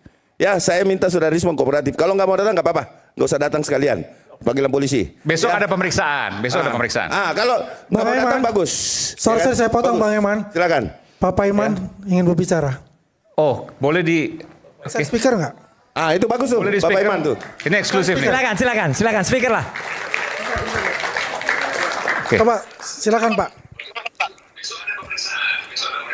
Silakan Pak Iman. Pak Iman. Ya, saya bicara aja sama Pak Iman sebentar. Oke, silakan Pak Iman. Ini kita live ya Pak Iman. Silakan Anda mau menyampaikan apa Pak Iman. Silakan Pak. Ya Mas Andi. Ya. Ini kita sedang live Pak. Selamat malam. Selamat malam. Silakan Pak Iman. Ya, jadi begini. Saya terpaksa ikut bicara ya, karena ini sangat merugikan saya, keluarga saya, anak saya pun sudah tidak mau sekolah, ya kan. Jadi gini, saya demi Allah sumpah mati nggak pernah yang namanya saya itu bikin ijazah Jokowi. Karena apa? Saya hidup selalu jujur. Saya itu orang kecil.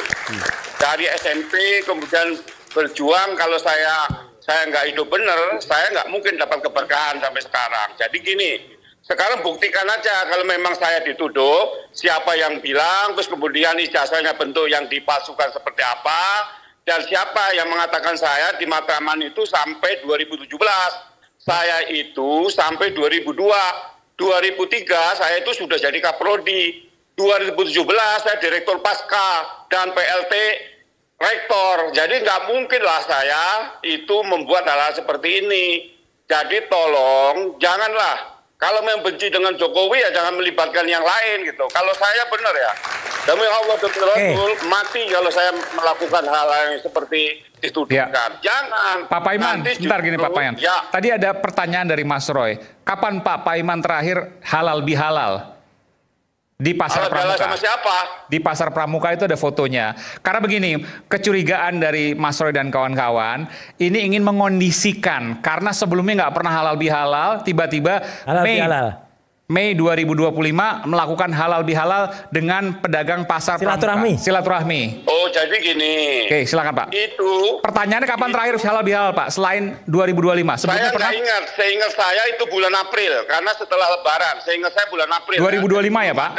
Tanggalnya Mei April. Jadi belum ada yang namanya kasus saya dengan Mas Roy. Saya juga belum WA Mas Roy juga belum. Gitu loh. Jadi kalau halal bihalal itu saya juga sebenarnya juga nggak mau datang. Cuman karena dari toko yang diundang itu nggak ada, terpaksa saya datang. Saya datang dengan anak saya juga, gitu loh. Jadi nggak ada kaitannya. Orang saya cuma datang juga cuma sebentar. Oke, Pak Paiman, nih Roy Suryo. Pak Paiman ya, di foto itu jelas tanggal 1 Mei. Satu lagi Pak Paiman. Kenapa Pak Paiman sempat mau disebut ngaku-ngaku orang Komnas HAM? Jujur Pak Paiman. Siapa yang Komnas HAM siapa? Lah ya itu ada kredit saya banyak tuh YouTuber ceboker Nusantara itu. Clear banget tuh Pak Paiman. Ya udah. Aja. Saya bukan orang Komnas HAM, saya orang dosen kok saya. Lah iya, ya udah. Tapi Bapak itu disebut Komnas HAM. Pak Paiman, sebentar Pak Paiman. Pak Paiman berarti nggak ada hubungannya dong dengan masalah ini. Saya tanya Pak Paiman, saya regen. Berarti nggak ada Pak Paiman dalam hubungan melakukan ijazah palsu ini, membuat ijazah. Pak Paiman mau ya ini. Nanti diperiksa ya. Ya, pokoknya disidik ya. Bener ya Pak Paiman ya. Dulu silakan aja. Oke, disidik mau. Ya udah. Ya, Pak Paiman ya hadir ya. Nah, clear. Bagaimana mau mengatakan ijazah palsu? Oke. Jadi sebentar Pak Paiman tadi mengakui kok. Iya, halal bihalal itu tidak pernah dilakukan sebelumnya, tapi 2025 Pak Paiman kumpul di sana dengan alasan karena sekarang diundang. Tanyakan sama yang ngadakan halal bihalal. Saya kan hanya diundang. Oke, baik. Gitu loh. Jadi tidak ada kaitannya. Gitu loh. Jadi janganlah kita hidup ini sesuatu yang tidak ada dibikin. Kasihan dong keluarga saya. Saya tuh merintis dari bawah sekali kok sekarang nama saya dihancurkan begitu. Baik. Nggak boleh lah. Gitu. Baik, terima kasih Pak Paiman, terima kasih sekali. Pak Paiman ditunggu nanti kalau live ya, nggak cuma suara ya. Ditunggu ya, laporannya Pak Paiman ya. Terima kasih Pak Paiman. Makasih Bung Andi. Oke, baik, makasih. Kita berikan tepuk tangan untuk Pak Paiman karena akhirnya muncul. Terima kasih sekali lagi, luar biasa ini Pak Paiman akhirnya muncul berani untuk menyampaikan klarifikasinya. Terima kasih, ini kami apresiasi sekali. Tapi masih ditunggu tuh Mas. Iya. Baiknya Pak Paiman tuh. Ini kayaknya ada sesuatu. Oh enggak, memang. Ini ada sesuatu Bung Roy ini. Ada data yang harus dikejar dari Pak Paiman. Ya tadi Bung Roy tahu dari YouTuber. YouTuber yang dipercaya sama dia. Enggak gini, karena YouTuber itu teman-teman Anda semua itu ceboker Nusantara itu. Apa karena nggak punya YouTuber juga? Narasinya nyerang kami semua. Dan itu yang ngangkat Paiman sebagai seolah-olah Komnas HAM. Jadi gini, beliau ini terganggu ya. Ini keluarganya terganggu ya. Apa itu? Dia kan sahabat beliau, sahabat Anda. Dia terganggu keluarganya karena masalah ini. Iya. Kalau dia terganggu, saya lebih terganggu Pak. Ya semua terganggu. Ada lah. Gitu. Jadi kalau terganggu karena Anda yang buat itu. Karena Anda yang buat. Oke. Jadi sekali lagi gini. Jadi sekali lagi. Kita menghargai. Nanti Mas Roy, saya berikan pasangan untuk closing statement. Oke, nanti silakan. Bung Rismon dulu silakan. Closing statement, baik. Ini kan karena tadi itu kita konteksnya adalah seorang presiden, mantan presiden yang nggak mau secara gentleman menunjukkan memegang ijazah S1 UGM. Itu loh. Kalau dia benar alumni UGM justru bangga seperti saya coba. Atau saya perlu datang ke rumah Pak Jokowi untuk menunjukkan ijazah S1 UGM saya sama-sama kita. Saya nggak presiden aja berani. Begitu loh. Jadi Sekali lagi, makanya saya bilang semua ini kegaduhan ini bermula dari ya pengecutnya Joko Widodo ya dan pengecutnya Dirtipidum yang diakui mereka itu asli tapi hanya berani menampilkan fotokopinya dan memaksa rakyat harus percaya karena laboratorium forensik. Kalau memang Anda percaya dengan penelitian Anda, tampilkan yang asli. Bang Aiman, nanti saya kasih satu closing ya buat saya. Bentar. Ya. Makanya saya bilang, kalau orang awam yang sekarang sudah mulailah kita munculkan, saya UGM, hashtag saya UGM, ayo kita tunjukkan ijazah UGM kita. Itu baru alumni UGM. Alumni UGM bukan malu sebagai alumni UGM. Ijazah UGM bukan aib. Masa kita punya presiden yang gak berani menunjukkan ijazahnya? Sudah 10 tahun di biaya negara ini. Sudah 30 juta per bulan. Dikasih Alphard, dikasih 12.000 meter. Apa itu? Rumah apa itu? Rumah dinas. Itu semua kita yang bayarin. Itu tunjukkan sekarang. Tadi Pak, jangan marah-marah. Jangan marah-marah. Suaranya nggak usah kencang-kencang. Budek saya lama-lama. Nah, iya juga saya juga. Ngaco ini ngaco benar. Saya takut gue ini stroke lama-lama karena terlalu marah-marah terus gitu. Oke, baik, makasih, Pak. Udah, cukup. Nah, semua kan tadi Pak Widodo tadi dirugikan. Pak tadi Pak Iman dirugikan, apalagi kami dilaporkan. Hanya karena seorang presiden yang nggak berani menunjukkan ijazahnya. Oke. Tapi Pandi nggak mau kan menunjukkan ijazahnya kan? Silakan. Begini.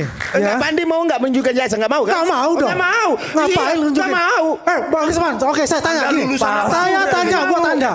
Anda sudah mengatakan Jokowi dengan nada Anda lulusan kalau mana? person nggak usah, kalau pejabat publik wajib. Ya, Yamaguchi Daigaku, sumimasen. Yamaguchi Daigaku. Ya, Anda bisa tunjukkan. Anda bisa dengan Roni Teguh. Oke? Adonan PCC Sumantri. Tunjukkan untuk Yamaguchi Daigaku loh. Makanya saya maksudnya apa? Bentar dulu, Mas. Maksudnya Anda apa, menuntut tak saya. Oke. Anda bisa nggak menuntut Joko Widodo untuk menunjukkan ijazahnya? Saya tanya. Tunjukkan. Anda mengatakan ke Joko Widodo dengan nada marah dan geram. Lakukan hal yang sama. Saya mau tanyakan, you punya S2 S3, Yamaguchi Daigaku itu sudah mengatakan tidak mengenal yang namanya Rismon. Begini Pak, ajak tantang Joko Widodo. Kita bareng di Solo, kita tunjukkan ijazahnya. Anda dan Roni Teguh aja gak berani. Roni Silambela, Anda gak berani. Anda berani Anda. Ayo, soal S2 Anda dipertanyakan. Oke, baik. Sekarang Pak Rajasa dulu. Silakan Pak Rajasa. Pak Rajasa. Biasanya kalau Intel kan tenang, adem gitu ya. Enggak juga tenang Pak. Tapi udah nggak Intel lagi sekarang, udah nggak di BIN. Jadi saya ketakutan sendiri kalau ngeliat orang-orang sipil ribut nih. Mengerikan Pak. Saling lapor ya kan. Saya berharap persoalan ini bisa diselesaikan secara bermartabat dan kesatria. Terima kasih. Oke, baik, makasih. Terakhir silakan, terakhir. Ya, sedikit. Sen kiri ke kanan. Bagaimana kalian menanggapi mobil SMK? Bagaimana Anda menanggapi 11.000 triliun? Bagaimana Anda menanggapi 10 juta pekerja? Bagaimana Anda menanggapi semua impor enggak? Tapi terjadi itu semua. Belum lagi anaknya 19 juta pekerja. Korelasinya soal kejujuran dan kebohongan. Ini kan itu harus ada. Anda nggak akan bisa menjawab itu. Anda bisa nggak menjawab soal mobil SMK ada atau tidak? Ijazah ini. Kita bahas adalah ijazah. Baik, Mas Roy sekarang terakhir Bung Pitra. Bukan, ini jasa, jangan kemana-mana. Katanya Pitra dulu, saya terakhir. Enggak Bang Roy dulu, biar nanti bisa ditanggapi. Jadi gini ya, baik, Pitra pengen terakhir, pengen menanggapi. Jadi gini, kuncinya semua, ini memang benar kata Pak Asman, ini soal kejujuran. Ya, soal kejujuran, soal kebenaran. Bareskrim menampilkan semua itu, ya kenapa kita kritik? Karena ada ketidakbenaran di situ. Soal tadi sudah disebutkan detail banget oleh Bang Rismon. Soal desa KKN, soal koran kedaulatan rakyat. Yang mereka tampilkan tuh hanya omon-omon. Kayak junjungannya. Hanya talk the talk. Nah, talk the talk, we walk talk the talk. Nah ini kayak gini nih loh. Nah, we only talk the talk. Ya, bisanya tuh hanya talk the talk. Kayak Prof Aiman, kita tunggu deh. Prof Aiman tampil beneran, nggak cuman talk the talk suaranya saja. Nah kalau nggak, itu kayak junjungannya kayak gini sekarang. Udah. Bang Petra, tolong dibungkus dulu itu. Bang Petra, tolong dibungkus dulu. Ini sekarang saking malunya sekarang kepalanya tertunduk ini. Udah mau ada laporan tuh besok. Ini bungkus dulu Bang Petra. Ini sudah kayak gini nih sekarang. Dan saya mirisnya lagi ya Bang Aimon ya. Sampai ada orang petinggi ya dulu bekas pejabat ya bekas aparat nggak ngerti arti wayang ya kayak ini tadi bungkus dulu mau dilapor. Wayang tuh kesenian yang adiluhung. Dulu itu memang orang menggunakan wayang untuk mengkritik. Ada wayang suluh. Ya, memang ini patah. Udah patah dia sakit sampai kemarin sakit kulit sekarang mungkin sakit leher sekarang. Aduh. Berdiri dong kamu. Masa malu? Malu dia? Dia malu menunjukkan ijazahnya. Jadi ya nggak usah. Nah, ada orang malu menunjukkan ijazahnya, bumi makin gonjang-ganjing. Wah. Tancap kayon. Selesai. Oke, baik. Silakan Bung Mitra. Terima kasih Bang Aiman. Karena tadi Bang Roy Suryo menunjukkan baju Talk the Talk. Ya saya juga ada baju Talk the Tech. Nah keren. Pakai dong. Keren. Ini keren nih. Tahanan bini. Oh ini bukan tahanan apa ya? Tahanan bini. Pergi dicari, pulang dimaki. Enggak dong. Ya. Ini bini siapa? Ini tahanan bini. Kenapa gitu? Pergi dicari, pulang dimaki. Saya khawatir Bang Rismon, Bang Roy, Pak Paiman dimaki sama istri. Karena terlalu banyak opini-opini ya, cocok logi, katanya. Sehingga kalau memang teman-teman mau baju ini ada nih, saya siapkan 3. Tapi pertanyaannya pasti nggak mau kan gitu. Jadi ini ya. Pakai dong. Loh, ada yang pakai dong. Kalau saya sih ngapain pakai itu. Ya. Jadi begini Bang Aiman. Ya, oke. Baik. Artinya biar ada perimbangan kan gitu. Karena Bang Roy tadi menunjukin baju Tek Dotok, terus wayang, ya kita juga siapkan baju tahanan bini. Artinya lebih bagus menjadi tahanan bini dibanding tahanan politik atau tahanan negara. Atau tahanan kriminal kan gitu. Kalau bini kan masih bisa dimarah-marahi, nggak boleh pulang keluar rumah. Tapi kalau memang tahanan kriminal ya, nah kita nggak bisa kemana-mana gitu loh. Jadi Bang Aiman, saya ingin menyampaikan kepada teman-teman kita ini karena tadi menyinggung Bareskrim Mabes Polri, menyinggung Pak Dirtipidum, Pak Juhandani. Memang menjadi polisi itu sangatlah berat, Bang Aiman. Salah dicaci maki, benar tidak dipuji. Jadi apapun yang dilakukan oleh polisi ini, polisi harus bisa menjadi perfeksionis di mata masyarakat, harus bisa menjadi sempurna, harus bisa menjadi malaikat. Tapi yang pasti polisi selalu menembak hati rakyat untuk melindungi, mengayomi, dan menegakkan hukum di tengah-tengah masyarakat. Jadi saya secara pribadi dan mewakili teman-teman di Perkumpulan Praktisi Hukum dan Ahli Hukum Indonesia mengucapkan selamat Hari Bayangkara yang ke-79. Selamat Hari Bayangkara. Semoga Polri semakin jaya. Jadi 10 detik dulu ini saya putarkan ini biar teman-teman polisi Bentar saudaraku ini ada semangat. Dari Denny Iskandar. Bentar.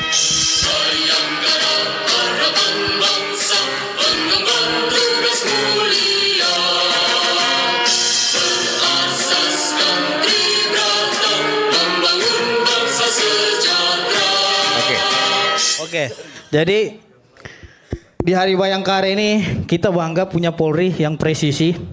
Kita bangga mempunyai Kapolri yang begitu humanis, Pak Listio Sigit.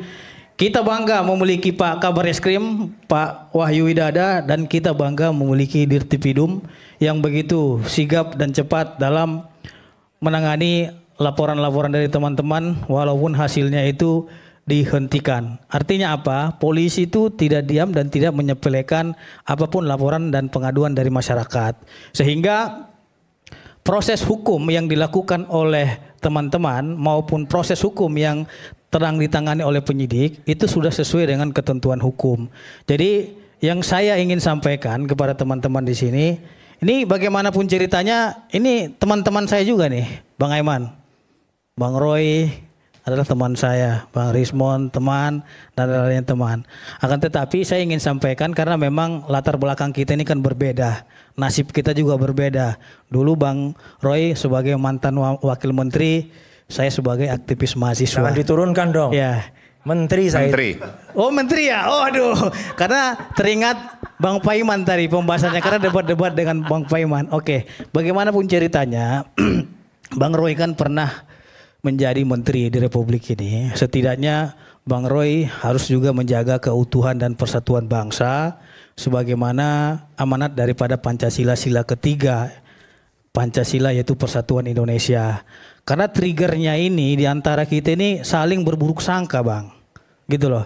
Jadi Bang Roy bilang, oh ini palsu, ini palsu. Sehingga muncul keramaian di tengah-tengah masyarakat yang berspekulasi bahwasanya itu seolah-olah palsu Pak Jokowi ijazahnya. Akan tetapi yang kita sesalkan adalah kenapa di dalam proses penuduhan ini palsu tidak ada putusan pengadilan yang menyatakan itu palsu. Nah sehingga ini menjadi trigger memantiknya kegaduhan di tengah-tengah masyarakat. Nah sebagai warga negara yang baik, saya kira kita semua berkewajiban untuk menjaga keutuhan bangsa dan persatuan di antara anak bangsa. Jangan juga gara-gara opini yang belum bisa dipertanggungjawabkan tanpa melalui proses pengadilan, kita menjadi hakim jalanan dan menghakimi seseorang. Nanti besok-besok bukan hanya Pak Jokowi saja yang akan menjadi tuduhan. Larinya besok kepada Wapres, ya Gibran Raka Buming Raka. Habis dari Wapres ke yang lain-lain. Jadi saya kira ini memang harus. Memang yakin ijazahnya Wapres bukan. Asli. Tunggu dulu Bang Roy. Tadi Bang Roy sudah bicara talk the talk, ya kan? Artinya ini kan kesempatan saya. Bagaimanapun beliau, Pak Jokowi ini adalah pernah menjadi Presiden Republik Indonesia. Sekiranya siapapun pemimpinnya harus kita hargai dan hormati. Dia pernah berjasa untuk bangsa ini. Terlepas kita tidak suka sama beliau, itu internal. Jangan juga ini menjadi bias sehingga masyarakat-masyarakat lainnya itu menimbulkan opini liar dan menghakimi seseorang tanpa proses peradilan. Makanya di dalam hukum pidana itu ada namanya asas actori incumbit onus probandi. Siapa yang mendalilkan, dialah yang harus membuktikan. Pertanyaannya adalah, sampai hari ini saya belum melihat bukti yang sahih dan valid terkait dengan penelitian yang dilakukan oleh abang-abang sekalian. Gitu loh. Itu nggak ada bukti yang sahih. Jangan juga, contohnya seperti ini. Hei, Bang Rismon, kau adalah perempuan. Oh bukan, saya laki-laki kata Bang Rismon. Tunjukin aja, kan gampang. Kita semua pengen tunjukkan Bang Rismon itu adalah perempuan gitu loh. Tidak, tiba-tiba, tunggu dulu, tiba-tiba Bang Rismon langsung buka baju gitu. Tidak, logikanya seperti itu. Ini ada logika. Kalau Bang Roy bisa menganalogikan, kalau Bang Roy bisa menganalogikan, dia juga bisa menganalogikan dong. Gini, contohnya nih. Bang Aiman ini saya tarik nih Bang Rismon. Nanti saya tarik. Contohnya nih. Dari Denny Iskandar. Contohnya nih. Nanti kasih. Saya tuduh, Bang Rismon, kau itu perempuan. Enggak, saya laki-laki katanya gitu. Kelamin. Tunggu dulu, saya laki-laki katanya. Gampang tunjukin saja Bang. Tunjukin aja bahwasanya kau laki-laki atau perempuan. Buka aja gitu. Jadi kan ini memalukan. Gitu loh. Bukan. Contoh sederhananya logika kita seperti itu. Itulah dalil hukum tadi. Saya kan menyampaikan dalil hukum. Asas aktor incumbit onus probandi. Dalil hukum nggak menggunakan logika ekivalensi. Itu logika. Maksudnya begini. Saya berbicara logika yang tadi. Masa ijazah dibandingkan dengan kelamin. Sederhana saja. Karena kan ini, Pak, tunjukin aja Pak Jokowi ijazahnya kan gampang. Makanya saya bilang tunjukin gitu loh. Terima kasih Bung Pitra. Udah. Terima kasih. Ini harus adil juga karena tadi kita menyebut ada klarifikasi dari Denny Iskandar. Ya. Saya bacakan aja ya. Ini sumbernya Pak Betor ya. Ya, Pak Betor ya. Begini. Tunjukkan WA-ku sekarang ke Mas Aiman. Saya Denny Iskandar tidak pernah dan belum pernah memberi info apapun ke Pak Betor. Bentar. Saya nggak bisa percaya itu aja. Ya. Tunggu dulu Bang, biar dibaca dulu tuh Bang. Baca dulu, saya baca. Ini saya baca. Saya serahkan ke Iman. Nomornya kita verifikasi dulu. Nomornya benar nggak? Nomornya benar nggak? Silakan nih Pak Betor Coba lihat. Betul nggak? Oh ya benar. Cek. Oh enggak, saya nggak percaya. Lo benar percaya orangnya, nggak percaya orangnya. Mengatakan betul atau enggak? Mabes Polri aja dia nggak percaya, apalagi handphone. Bisa Bos. Mabes Polri aja tadi percaya, apalagi Baca dulu. Saya baca dulu. Saya baca dulu. Proses hukum tuduhan ijazah palsu Jokowi masih terus berjalan. Saat pengadilan akan membuktikan publik menanti kebenaran yang berpijar. Saya Aiman Wicaksono, sampai jumpa di Rakyat Bersuara berikutnya. Namun sebagai bentuk apresiasi di program Rakyat Bersuara, iNews dan Sarung Mangga ingin menyerahkan bingkisan kepada semua narasumber di sini yang hadir. Sarung cap mangga, bangga bersarung mangga. Mana sarungnya? Oke. Saya berikan kesempatannya. Terima kasih. Sampai jumpa di Rakyat Bersuara berikutnya. Sarung mangga, Pak. Oke. Supaya adil kanan kiri. Pak Betor pakai sarung juga kan? Pakai sarung juga. Itu bagi ada 3 ya? Ada 3. Ada 3, Pak. Nanti dibagi 3. Bang Rizwan mau pakai sarung. Pakai sarung. Kenapa nggak mau? Mau. Terima kasih Pak Widodo. Sarung mangga, Pak. Sarung mangga.